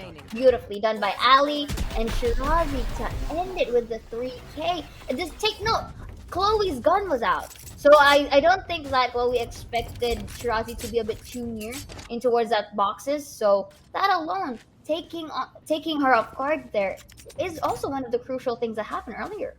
Yeah, exactly. And for Nigma Galaxy, maybe on the defensive side, they'll be a lot stronger, because I do feel that they maybe weren't that prepared on Breeze for the attacks, because the executes, you could see, they weren't very clean. They can get into the sites, but they don't even have enough time to go for the post plants. Meanwhile, TC Arise know when to rotate, how fast to rotate, and they just seem to always have Nigma Galaxy's number, especially on the retakes. So right now, let's see if this B hold is going to hold true for the side of Nigma Galaxy. They already have 2 members on site and 1 member flanking. So if Trix is able to find his flank, she might be able to find 2 kills. She takes 1 down, but she gets traded by Ali. Japeeps and Capricious take a kill of their own on the site, and the site is now completely open. Capricious pretty low right now, but it's going to get topped up. This 2v4 is not going to look very good if Aya is not going to find this opening frag. She does have a Sheriff on her. She's going for the long flank around though, leaving Hannah alone here. Hannah does not find anyone at all. Capricious shoots from the back, and it's all down to Aya. No chance for her to get into the side if she's not going to get these pickoffs. She gets one, but no one else wants to peek right now. How can she take over this site if she can't find the scalp? And she tries to get the headshot onto Japips, but Japips is sharper, is faster, and takes Aya down. And it looks like TCRIs are really on a good streak right now.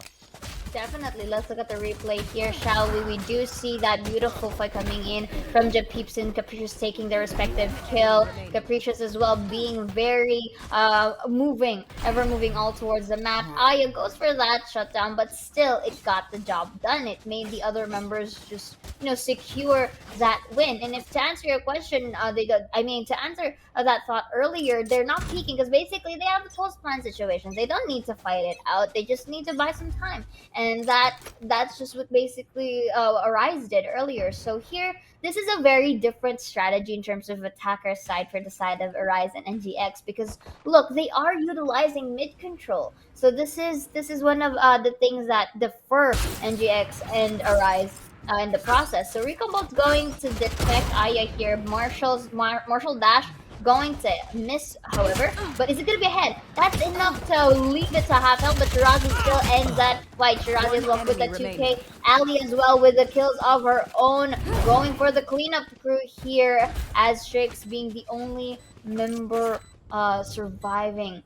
But let's see. I don't think Trix can do this because double peaks are possible. But you know what? Unless he's just gonna go for that claim, and that is a beautiful, flawless fight for Arise. Yeah, it's just not looking good for your Nigma Galaxy. They seem to just not be very familiar with the angles and defenses on this map. Especially Hannah and Chloe, I feel like they feel like they're lost. Like they don't know where to hide and post plants. They don't know where to stand for the defenses.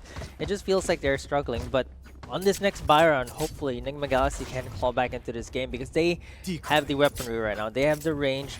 On the side of TC Arise, they do have one rifle though on Alexi, so she's definitely feeling good about herself right now. And if this Vandal proves to be lethal, then it's gonna start looking scary for Nigma Galaxy. They can't lose this round anymore.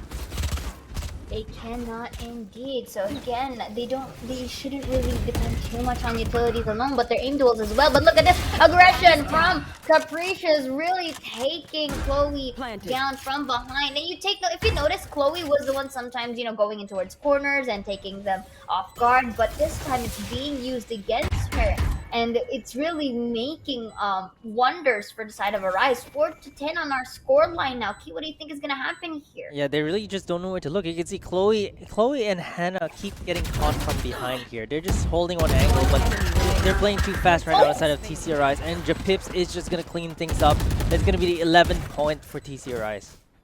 4-11, this looks like a similar fight from match number 1, but this time Arise really rising to the top. Let's look at the quick replay. So that's a bit of an off angle kill by Capricious, and this beautiful spray transfer of a 2K. Make it a 3 rather for Japips is the creme of the pie in here. So right now, it's really working well. The momentum in terms of Arise really is in them, and unfortunately, NGX couldn't find that weak point or couldn't find that weak spot on how they are able to really secure a site. And if they were to secure one, they can't really go for that retake per se. So Capricious is going to have that peak, make it a double in towards the B site. Again, another post-land situation for Arise.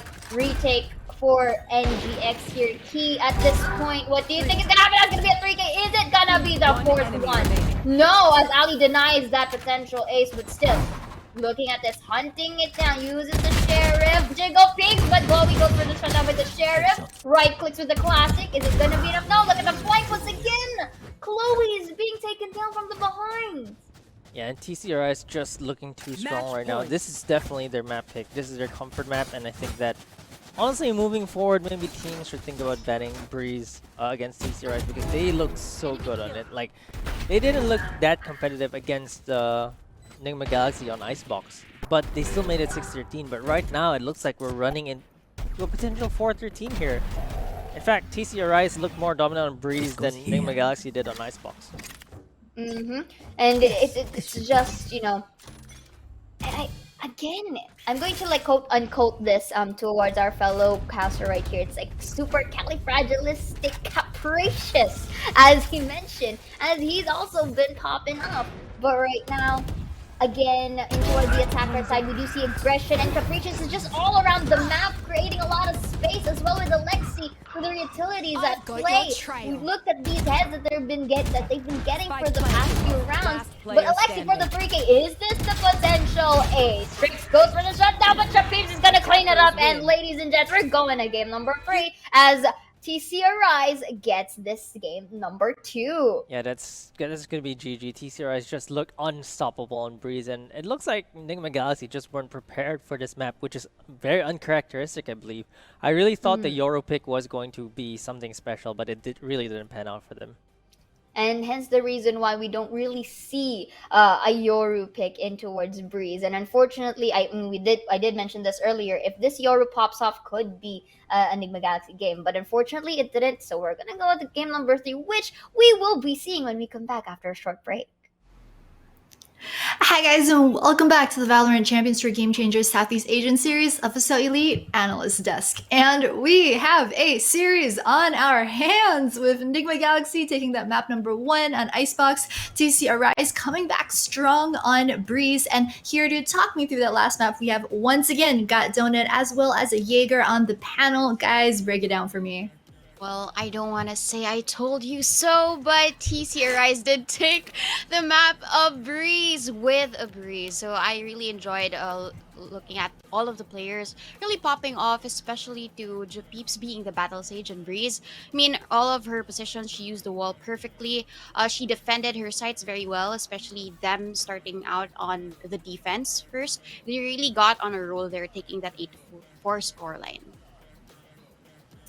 Yeah, like we had a feeling that TC Rise was gonna take that second map, but not quite in that fashion, right? Like it looked a little bit too dominant from TC Arise, and I mean, it can be concluded that because it comes from a lot of that momentum being lost because of all the disconnects and everything else that was happening to them, and that can have a big effect on your morale and how you approach the game. They had a really good start there, Nigma Galaxy, but then TC Arise, they just went on an absolute tear, and we knew they were going to take it, but that scoreline against Nigma Galaxy, I don't think we've seen that scoreline against Nigma Galaxy in... I can't remember the last time I saw someone that dominant over this team. Yeah, for sure. And I mean, just looking at the stats as well, I mean, we were a bit not sure in Agent Select earlier about how the Yoru pickup for Aluka was going to turn out. So even though Nigma Galaxy did drop that last map over on Breeze, she's still the MVP for her team, though. What do we think about the Yoru pick? Do we think that that was the problem? I feel like Yoru didn't quite work well for them. They really needed to compensate in terms of the entries, especially that you will be able to gate crash onto one part of the map. And in terms of what I would have to agree with what Sia mentioned, there's a little bit of predictability as to where the point will be, where the TT will. But I do have to appreciate the collection of orbs that Aluka was able to do, especially she was able to do, I think, 3 or 4 dimensional drifts during the course of this specific map. But yes, in terms of the compensation, it's really there. And I guess it was really just ARS dominating in this map. Yeah, and I wanted to also ask you guys about how much this comes down to a mental game for both these teams, and Nigma Galaxy in particular, because definitely they looked pretty shaken up after the pause. We saw a lot of uncharacteristic mistakes from them, just some aiming errors, just communication as well. I mean, very unfortunately, of course, since the entire team is playing at a team house, I believe they had some connectivity issues which affected not just 1 but 2 members of their squad as well. What do you guys feel about that? I mean, yeah, it looked like it did affect them. Like they looked like they weren't playing like themselves. But I mean, it's a map that they rarely play as well. So there's a lot of factors that go into that.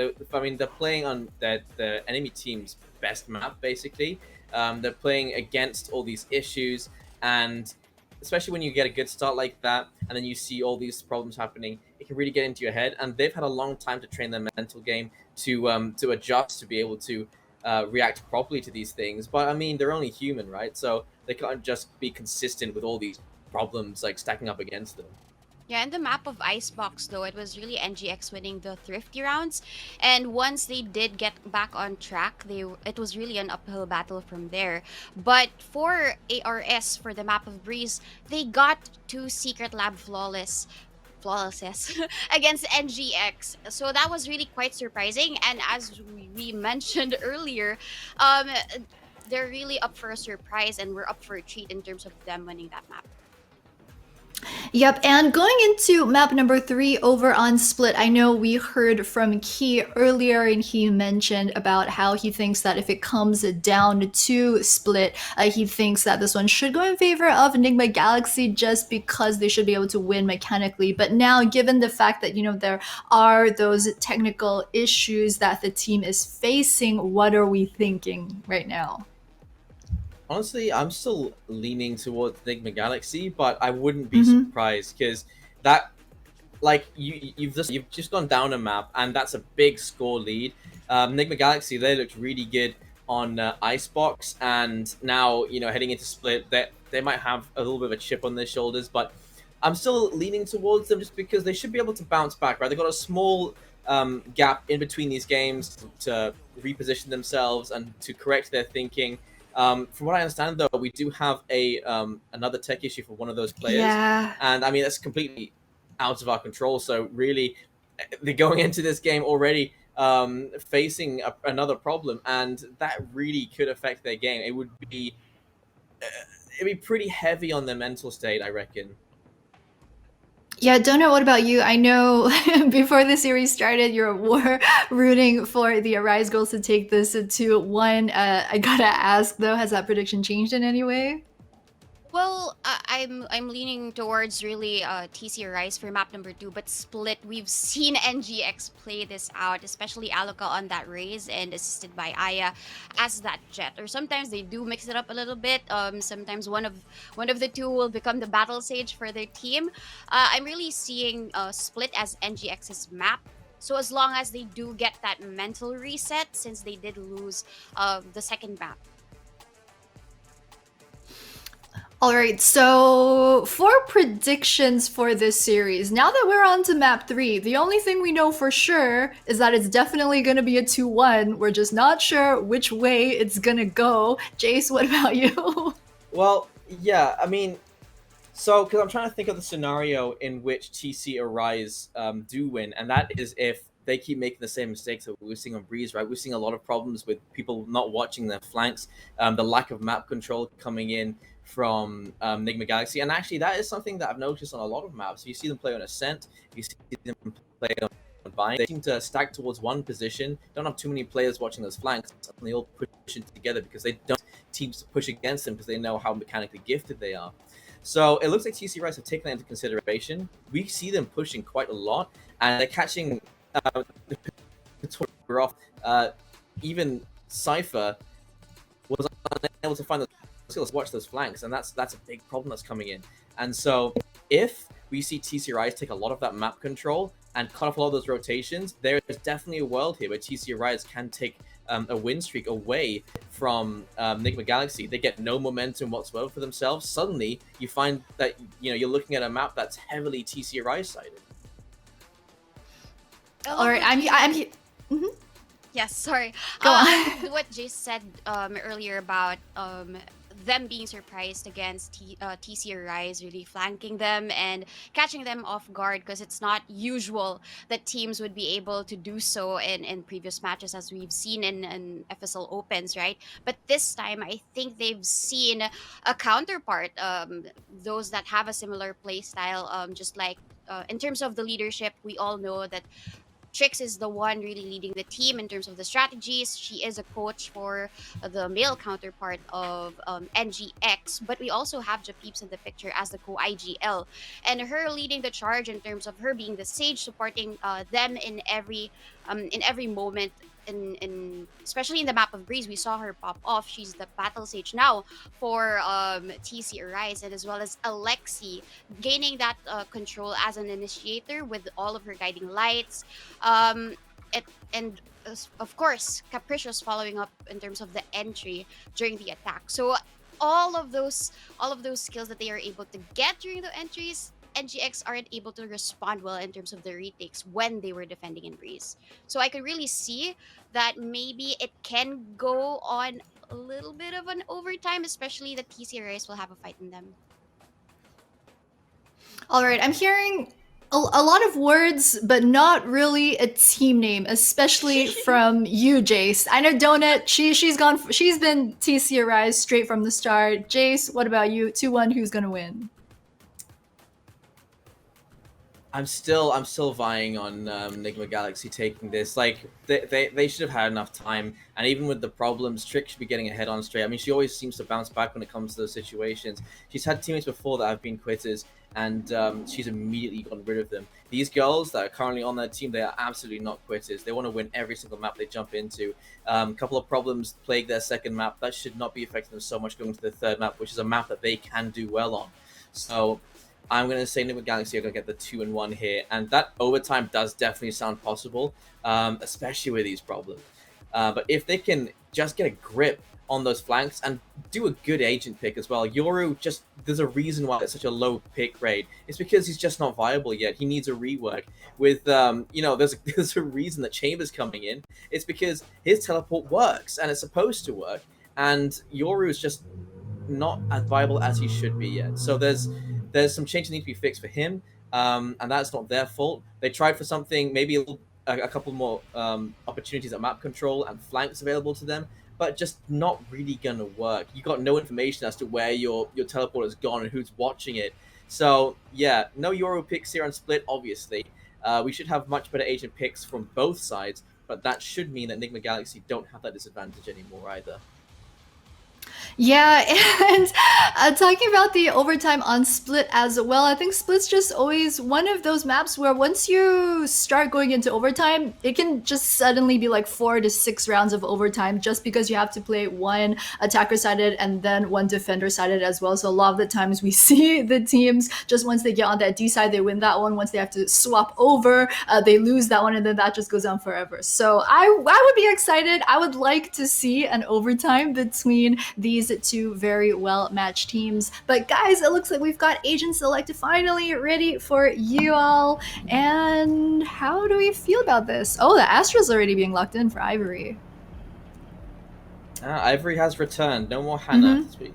And well, Aluka, straight onto that Reyna. This is an agent pick that's pretty much standard for Nigma Galaxy. For TC Arise, we're seeing that Viper hover, and that does make sense. We have seen some really good double controller holds on this defending side on Split, where you have basically your Astra covering off either the entrances towards the A side or towards ramp and towards A main, or you have her in the B side just covering off Heaven and Garage, and then with that Viper wall, you can cut the site in half. You've got your own smokes to work with, but I'm not seeing a Killjoy, which is what I'd love to see on Split. Having that alarm bot inside of vents means that you can leave that mid control and just rely on that information, but instead it looks like they want to play more aggressive on the side of TC Arise. And I can really say the same in terms of aggression for the picks of NGX, because we really see here Alaka resorting back to the Reyna, back to her first love, basically. And that duo, that dynamic duo that they have with Aya as that jet. So we will really be seeing aggression on aggression for both the teams. All right, guys. Well, here to let you all know which way the cards are going to fall for this 2-1 are once again Zaya and Key. Guys, break a leg. Not wanting to break the leg, but match point it is. Both sides of the teams was able to reset it out, playing fire with fire. Let's see who ignites as we witness game number 3. Hi guys, my name is Ziora, and with me is Key as to witness this final game for this match that we're going to have today. And of course, it's a pleasure to work with you, Key, as always. And I think both, our analysts have really stretched out their predictions. I want to know your opinion before we start. I am a firm believer in Nigma Galaxy being one of the possible grand finalists of the whole tournament. So I would go all in on Nigma Galaxy this time.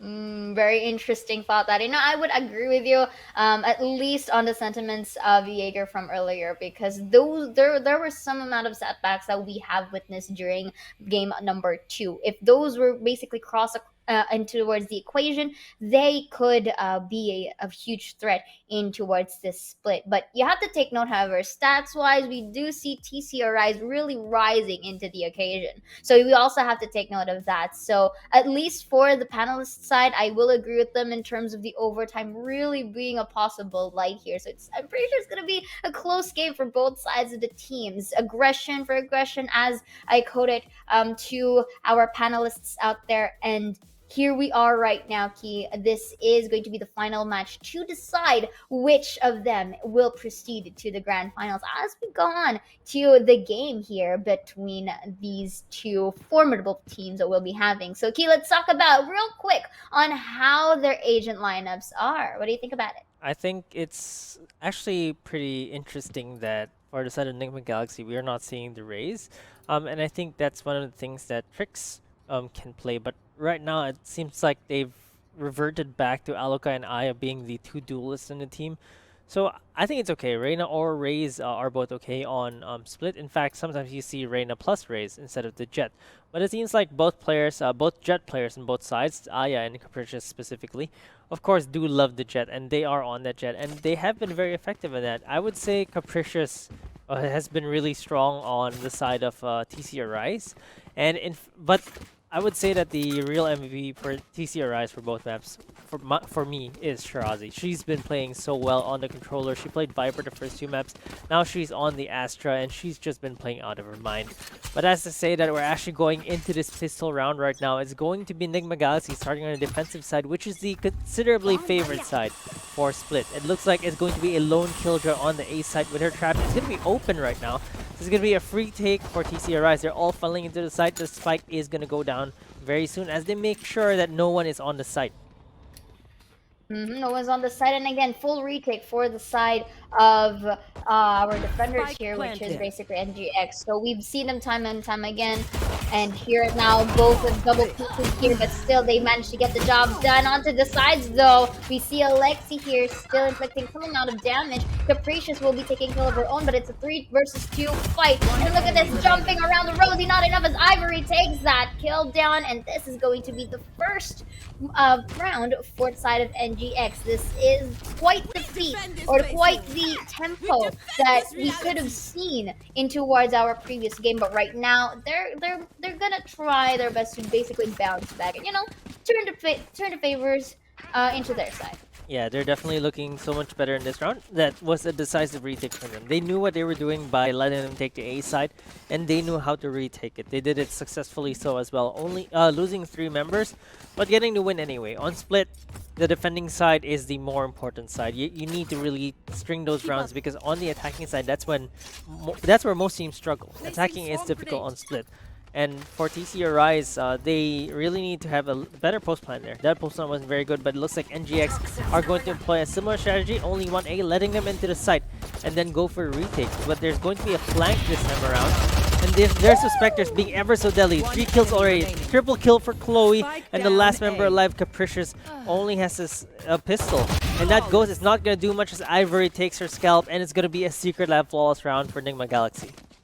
So much investment in towards that ramps for the side of Arise, not knowing that there is the screenplay that we're gonna see right now. Beautiful spray tantrum from Trix with the help of Aluka being the body meat, as well as Chloe to really help their friend in need, and Ivory to just clean it up. It's like, really trying to go ahead and boost their morale here as they try to dominate into this map. So here we're going to see a different picture for the side of Arise as they try to attend mid to B. But Aya will early deny Jep Peeps here, who has Jonas coded the battle sage. So without the sage, let's see how much it affects the performance of Arise. And here, right now, we're seeing Capricious trying to crawl her way in towards mid. Smoke's gonna be gone. Okay, Aluka did not see Capricious into the process, but look at this now. That's going to be a smoke in towards vents here. They're making their way. That was a beautiful deny for Chloe here with that wall. Really timely placed.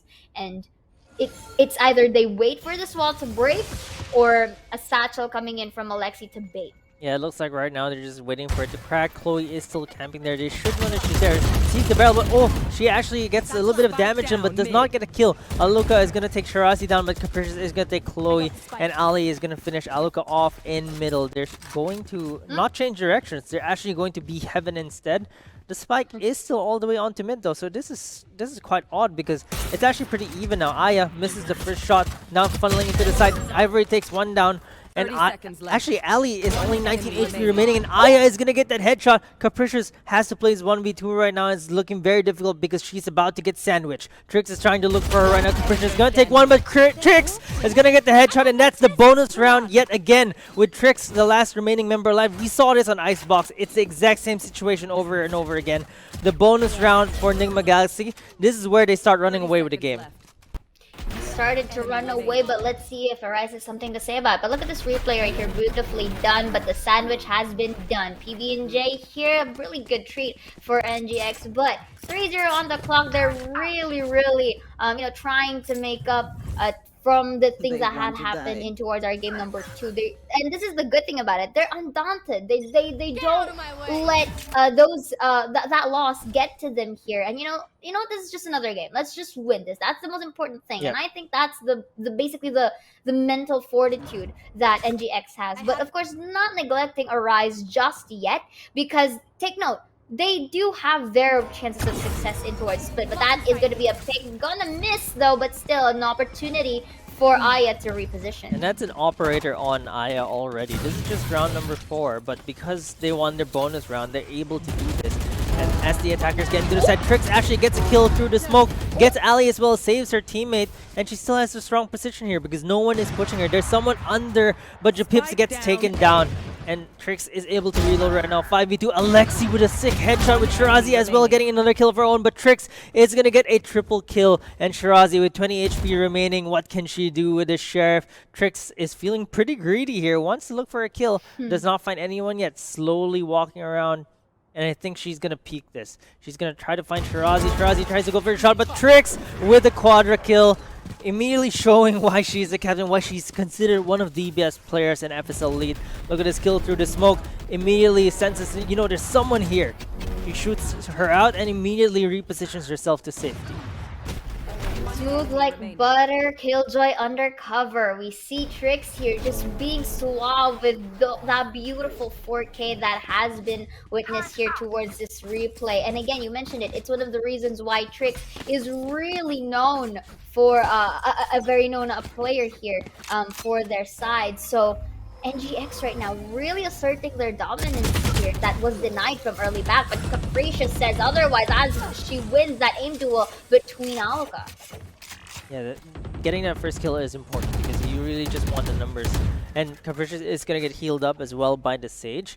Well, they still have to deal with this operator. If Aya finds a kill right now, Alexi gets taken down. It's down to a 4v4. And Chloe is also very close to the res. So is Japips, but Chloe's a lot closer. And I think that in terms of numbers, I actually still favor Nigma Galaxy because this operator has been unanswered. I mean, it's only the second round, but they cannot find this operator. They'll be worried about the operator all this time. Like, it's not even just about, we know she's there.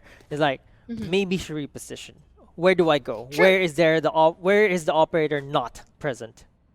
Hence the reason why it's added threat here for the side of Arise. If you could notice, they're having a very slow push because, again, as you mentioned, other than that operator capabilities of coming in from Aya, the fact that the members of NGX as well are really popping off, their aim is on point. That's a beautiful pull here. Look how they were taken aback from that pull. But right now, the moment it's done, look at the utilities. Did not see the corner. Ivory takes 100 peeps for the trade, but they are all invested in towards this side. Could be very difficult. Look at this. Lockdown is here. Walls are down. But will they make it in time though? Because I'm pretty sure we might get detained. This is their only way of exit here. Aya denies it away from Japeeps. Is it going to be enough though? But Ali is going to isolate the fight. There's going to be the defuse with that toxin. Shirazi in towards backside was able to take down Trix. in. Is this their potential first point right now? Yeah, it looks starting to look very good for them. I think the defuse was enemy half, remaining. but Chloe takes Shirazi down, and if she's able to take Ali down as well, I think this is going to be very scary. Great read by Chloe into the defuse. That's 5 rounds in a row for Nigma Galaxy, and honestly, TC Arise, we're not seeing much from them, but that's going to be the Nano Leaf clutch for Chloe. Amazing play by her on the defuse. She knows that there's going to be panic there. This first op shot by Aya, beautiful shot. And look, they're funneled into the side here because of that Killjoy lockdown, but they played it so well on the side of Nigma Galaxy. Chloe, the last one remaining, this 1v2. This pit goes down and Shirazi just disappears. And Ali staying too far away from the pit, I think that was the biggest issue there. Why was the Viper not the one playing in her own pit? And why was Shirazi the one in the pit? Redemption and Ascension as Chloe takes Transcension. But right now we do see here, as to answer your question, but we'll be answering that before because look at that. That's a missed shot by Aya, but still not gonna let it falter. She's quite near in towards Barrage, but going back into that question you answered, basically we've seen it time and time again that Ali and if they use a Viper, they kind of like use it sometimes as bait. But right now, going in towards this fight here in our 6th round, you see the slow push comes in from Arise because they want to isolate their fights. But look at this, there has to be a satchel down. Alexi will take a look with it. And that's going to be Showstopper. Did enough though, but Ivory's still going to take her down despite being hit by that ult. So this could be an opportunity for the retake for the side of NGX and a post-plant position for Arise. But that res though could have been used as a bait, but both of our stages res in a timely manner here. But let's see, they're quite invested and cramped up in towards ramps here. Let's see. Yeah, let's see if they can actually get this retake. They're spraying through the box right now. They're taking damage is capricious.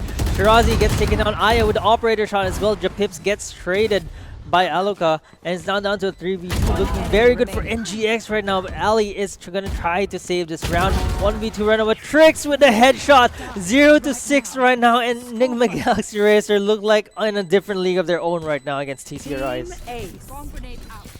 Dominating rounds for NGX right now, winning 6 rounds consecutively, and they're doing it with ease. It's as if it's and looks easy, like, look but at this look at kill, this replay Alexi here. taking down Alexi created a Aluka. There's a beautiful showstopper opening as for well the team. in the Was corner. able to see one showstopper gets Ivory down, but Ivory takes her down as well. So here, Ali can only do so much as to try her best to jiggle peek, but it's a 2v1 scenario. It could have been gotten into light because even if, let's say, one was taken down, the other one is there for the trade. So they will be trying this B site here, but how do you think this is gonna go, Key? It's a complete eco for them, so I think that it's gonna go pretty badly for the side of TC Rise. It looks like Shirazi is gonna get in though. That's pretty funny. I didn't expect that to happen, but Gravity Well is gonna get used. They're gonna buy more time. Trick is gonna take one down, takes 2. Chloe is there for a 3rd as well. Ivory takes a 4th down. Japips takes Chloe down, but Aya is gonna clean things up, and that's gonna be a 7-0 for Nigma Galaxy. And this is the part where the teammates can be used as shields. Notice how Chloe was sandwiched by 2 members there, and the other members of NGX just saved her by getting that double peek. But you know what? It works. You don't necessarily have to take all those kills. Sometimes you just gotta be the meat, and they were able to mince it and cook some delicious food. And that food is basically that round in towards the 7-1 that we had. So working really too well for NGX. Is this a potential 13-0 in the dream? But I don't want to jinx it just yet because It's still when pretty we far. swap positions, it can still be possible for Arise. Yeah, but right now, going to the round at hand, Aya still hasn't been shut down on an operator. Chloe as well with the walls. She just buys so much time for a team. And I think that TC Rise have to start looking towards a different type of execution, maybe faster execution, because right now it just feels like they creep up mid. It's a little bit too slow. They're trying to look for people who push out, but Nigma Galaxy are just so disciplined right now. Look at them just holding their positions. The operator already repositioned onto B Heaven, but it looks like they're going to go to A from roped instead. So they're in A Heaven right now, trying for more people, but the 2 members of Nigma Galaxy are playing very disciplined. They're actually on screens. And by being on screens, they can't wait for their teammates to come in. Ivory gets one down. Capricious is there for the trade. Aluka is starting to look for someone here. The wall actually has a hole. Did they know that that actually had a hole in it? Aluka takes Alexi down, but Ali is going to take Chloe as well. So it's going to be a 3v3. The spike is going to get planted soon, I believe. But Aluka is going to make it dangerous. So that plant is not going to go down just yet. Ali is in the back as well, trying to look for another kill, but Aya is going to be there to try and discourage that. Japips is going to take Aluka down. It's down to 18 seconds remaining. She has to plant a spike soon. Aya is going to be there to try and deny it. Dashes into the smoke. Gets shot from behind. Mistaken play from her. And it's going to be a plant coming in. Japips is going to plant that spike. There's the lockdown as well being committed. There's only one cubby there though. Does Trix know that this cubby is open? She should. She gets a headshot onto Japips. And it's going to be Trix for the clutch. Right now, Ali is with 33 HP. One bullet can take her down. And it just takes one bullet from this Vandal. She's going to get sprayed to the wall though. And Trix gets off the defuse. 20 HP remaining. Fix the defuse. Does not get a shot though. She's going to have to stick this probably. No. Does not stick it. Misses the shots as well. Ali is playing with her food right now. Trix is going to finally hit the shot. And it's going to be a 0-8 right now.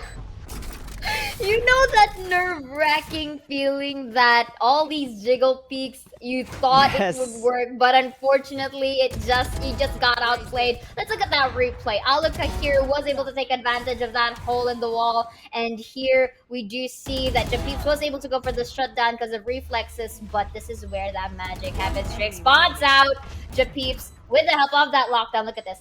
Like ringing around the rosy. It's like they're playing a tag here. It just so happens that Trix was the one to take that win. 8-0 and the dream for NGX. For the side of Arise though, they have yet to get their point.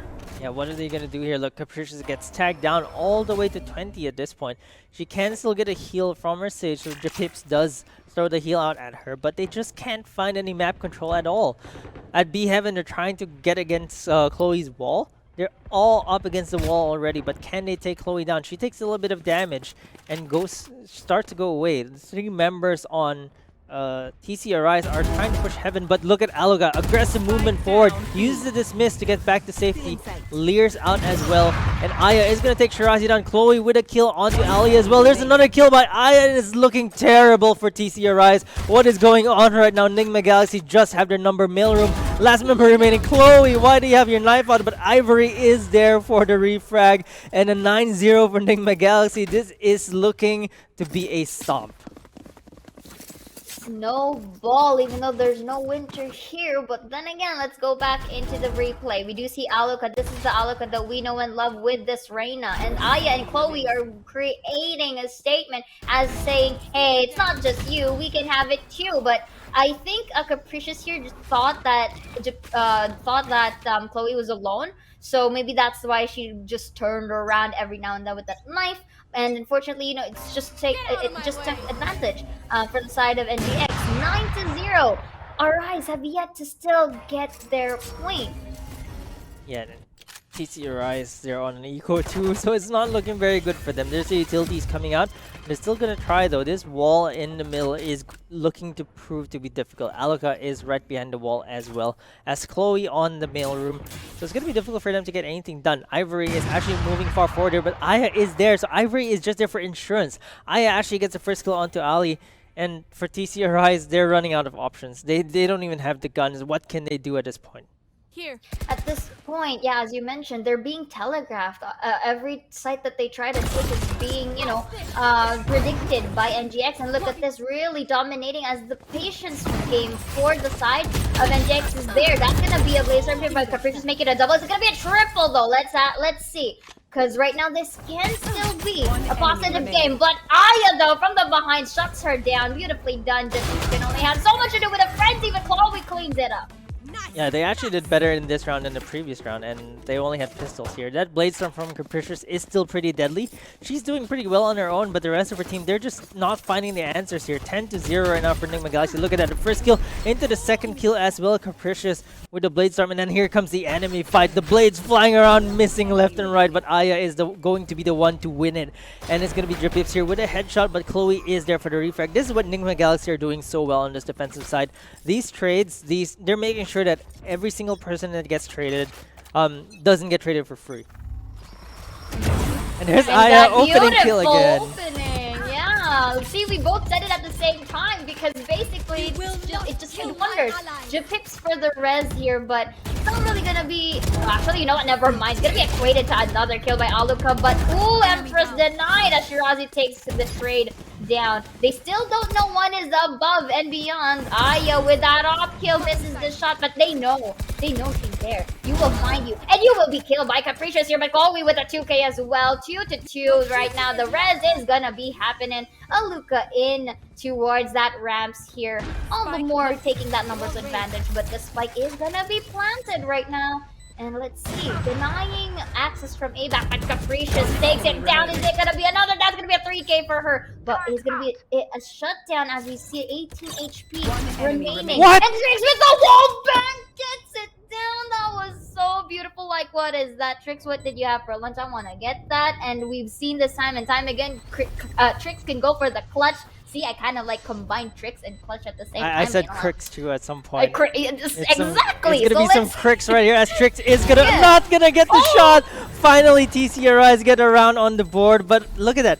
You know what Trix did there? She put the turret down so that when someone tries to peek out of that Jenny, she knows that someone peeks in that corner, which is why she pre-fired there through the wall and got that collateral kill, because that was just some big brain plays by her. Look at look at the kill here for Capricious, the MVP of this round, using that operator, getting that kill. Looks at Trix. Trix knows. Okay, look, she gets spotted there, and Trix just sprays through the wall. Great 200 IQ play there by her, but Japips just sharper than Trix right now in that round. But Trix is having a really good game of herself. The 13-0 dream is dead, but Trix is having a good time, and there's 3 operators in Nigma Galaxy right now. This is interesting for the side of Nigma Galaxy, but going back into the point at hand, you mentioned it, like Trix uses the turret as a body shield, but Trix as well with a knock kill of her own. She is popping off here. And there's a lockdown being committed as well. That's going to discourage the push from TCRIs. There's no way for them to actually stop this lockdown. There's no Sova on their side. They're not able to shoot it out from afar, so they're just going to have to wait. It looks like they're going to take their talents to the A side instead. Capricious is still on the B, trying to look for flanks, but there's already 2 defenders on the A side.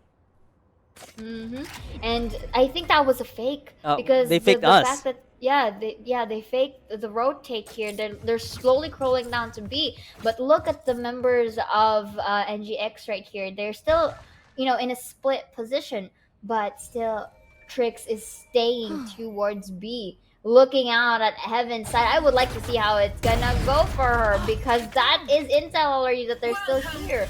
Yeah, and there's Chloe. Chloe denies the Viper spin, taking her down. That's gonna be a double peek for both sides of the team. Jiggle peeking. Chloe here plants the spike. Is it gonna be enough for the retake? Oh, wait for it to happen. Ooh, Aluka was able to use that to her advantage. While Chloe was distracting. On the backside, though, even with guns out, Chloe still secures a 3K. 11-1, dominating defense for the side of MGX. What a dominating half from them. 11-1 right now. It was almost a 12-0 even. Yeah. If Trix actually got that shot before Japips did. Look at Chloe, by the way. 17-7 on that stage right now. And just like to mention to everyone, Chloe actually is the latest addition to Nigma Galaxy. She used to be part of Renatus White as their substitute. And she's actually shining really well here in NGX. She's a mainstay in Nigma Galaxy right now, at least for FSL Elite. And she's been doing really well for herself. And she's been lighting up the scoreboard left and right on the stage. She plays Sentinel a lot. And she's doing really well for Nigma Galaxy. Definitely, and she's a rising star, as we'd like to say it, and it's really showing here. At least for starting off with, ever from wild cards and up until now into the elite, she's been really showing her stuff, and she knows. And it really works well for her, to say the least. So that is a very nice denial on B side. But look at this. Aluka will be taking one down as well with the heal, too. So it's as if she got technically reset in there. So right now, we're waiting for this wall to come down here. Satchel is out. So that could be intel, too, for the side of NGX. That, okay, someone is in B heaven. So maybe they can crawl out from vents to A, which is what I is doing right now. Yeah, she's going on meds, going up ropes, trying to cut down the defenses on A. There's 2 members on A already, and Alexi's trying to rotate in as well. But they're gonna actually get caught by Capricious. Why aren't they checking that corner? I'm not too sure, but Capricious is still on the side trying to clear her out. And Capricious is gonna take Aya down, Japips takes Strix down as well. Ivory is gonna take one down. Capricious ever so annoying on the side, and Ivory is gonna finally take her down, but there's still Japips on the side. She has to take care of Japips first before she can get towards the spike. She's looking for Japips in the exact same corner that she killed Trix in. Ivory is gonna get that kill, reloads, switches to a ghost in fact. It's all down to Ali. Gets the headshot. Ivory with a 4K and the Nano Leaf clutch, and NGX are on match point. Match point. That was a beautiful trade for both sides of the team. So look at this, right? Capricious is getting one down beautifully. And as you mentioned, kind of question why they don't see that corner. And as well as Japeeps to help her friend in need, was able to jiggle peek up until Aluka, only to be shut down by the other. And Ivory here really know how to try to get that pre-aim on point. And it's, as you mentioned it, match point. NGX here really, really popping off. Yeah, they're pretty much unstoppable right now. TCRIs are forced buy here because this could potentially be their last round. There's no way that they're not buying here. They have to win this round though if they want to have any hopes of staying in this tournament. But Ali is going to be there with the judge. Aya is going to dish out some damage onto the Japips. They're trying to spray them down. Alexi gets taken down, but the Sheriff and the judge kills left and right. 2v2 right now. Ali with only 4 HP remaining. Aluka is trying to look for more kills. Takes Capricious down, takes Ali down as well with a 4K, and Aluka closes things out 13-1 in favor of Nigma Galaxy. That was beautiful. Like, what better way to end the series with the 4K? And Aluka's just, created that statement. But right now, congratulations to NGX with that 2-1 victory. They are going to proceed to the grand final. Yeah, sorry, they're not proceeding to grand finals yet. Yeah, they're going to be in the lower bracket. They're going to face against Renatus White, actually. So our 3rd and 4th ranked teams, or rather 2nd and 3rd ranked teams before Mad Army came in, this actually proving to be true. So right now we're actually seeing the top 4 teams only remaining in FSL right now. It's going to be Alter Ego Celeste, Mad Army, Renatus White, and Nigma Galaxy. So these 4 teams are your top 4. They will be competing. There will be 2 more matches today. So the upper bracket matchup between Alter Ego Celeste and Mad Army. And then later on, we will watch Nigma Galaxy versus Renatus White as well on the lower bracket. Which is definitely a treat, guys. So don't go away. We will be right back for more of that action. Welcome back to the Valorant Champions Tour Game Changers Southeast Asian Series FSL Elite Analyst Desk, brought to you by Intel, Secret Lab, Nanoleaf, and official media partner Yahoo. I'm back with Donut and Jaeger to break down that last series deciding map number 3. I mean, 13-1, live fast, die young performance from Enigma Galaxy. What did we think about that one? I mean, mental reset was maybe an understatement. It seemed like they had a mental boost out of nowhere, and they were really on fire. But I also have to say that TC Rise, they didn't look as energetic as they did in the first 2 maps. I felt like they slowed down a little bit by that point, but Nigma Galaxy just got faster and faster and faster. And yeah, that was probably a very scary game for TC Rise. But there was a lot of potential there from them, and I can't wait to see them next time. I'm sure they're going to have another chance at this, but Nigma Galaxy just putting a clear distance and difference between them and TC Arise. They were very quick to think as well in terms of really responding to the aggression. As we mentioned earlier in the panel, it will be aggression for aggression. But right now we're seeing here in the scoreboard, Aya getting 325 in terms of that combat score and almost getting that 30 for her as that MVP. Yeah, some pretty impressive stats all across the board. I think we have the stats for all the 3 maps, and especially for map number 3. When you lose 13-1, I think the stats aren't always as representative of how well you did, because then they're always going to look a lot worse. But yep, this is map number 2, that 13-6 over on Breeze with the pauses in between. Icebox. This one is Breeze, 13-4. Yeah, that's fine. Yeah, 34 and Breeze. Yeah, this was the Yoru that did not work out. This was that one. you're always hoping that it is going to work out, right? Like a little part of you just really hopes that this agent that gets so underpicked will suddenly show some value that you were looking for, but just really didn't in that map. Plus every other problem that plagued that game, and then of course our final map, where that 13-1, it came very very quickly. Mm-hmm. I mean, there was so much that even on those clutches, there was so many times where the entire team had gone down to like a 1 versus 4, 1 versus 3, 1 versus 2, and they had so much time to get that defuse done. I mean, that one round where we saw Trix fake the Yep. defuse like 4 times, and Mm-hmm. because there was like still like 15 seconds left on the clock, unfortunately, I had to just keep Ali had to just keep peeking, and just didn't work out. There you can see the stats on the board, and they look pretty similar, right? You can see Capricious on 329 combat score there, Chloe on 316, but then you look at the teammates, and that's over 200 average combat score per player on the side of Nigma Galaxy. And yeah, TC Rise just didn't have that kind of a performance. And I mean, it shows in the score, it shows in the stats, it shows in the difference between the team, and it's something they'll have to work on when we see them again. Yeah, and definitely those Chloe clutches that we saw earlier on as that Sage, we did say that she's the latest addition to the team, but she's been working well as that Sentinel, being a little bit flexible, not just as a Killjoy or a Cypher, but also as a Sage. And if you have a Sage like that in the map of Split, then you can lock down the sites. You can just wall B heaven, and that's what she did usually. And sometimes she is up for that fight. She does take those duels. She wins them perfectly, and that's why she is MVP.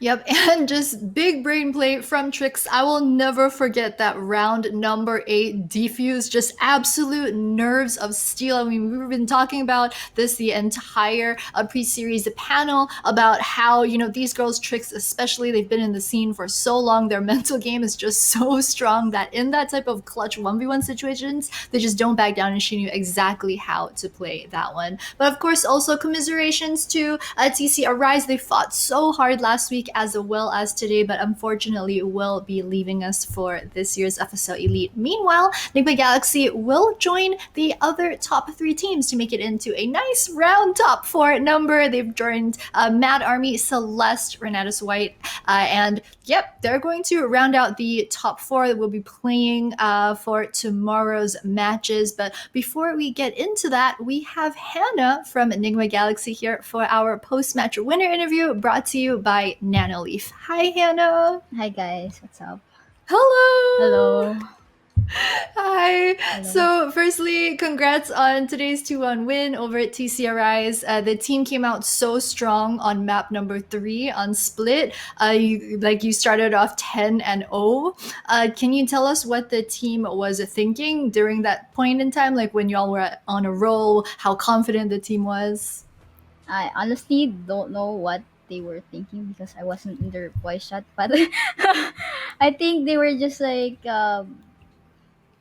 considering that the score was they had a big lead. I'm sure they were just trying to pick fights. Mhm. Yeah. What usually are the comms on the team like in just that type of situation? Say if the team is like doing so well and just snowballing and getting those rounds, does it give your team like a confidence boost and stuff? Does it change your playstyle in any way? Like, does it become more aggressive? When we have a big score lead, we usually throw, and I think that's how some of our enemies gain momentum. Yeah.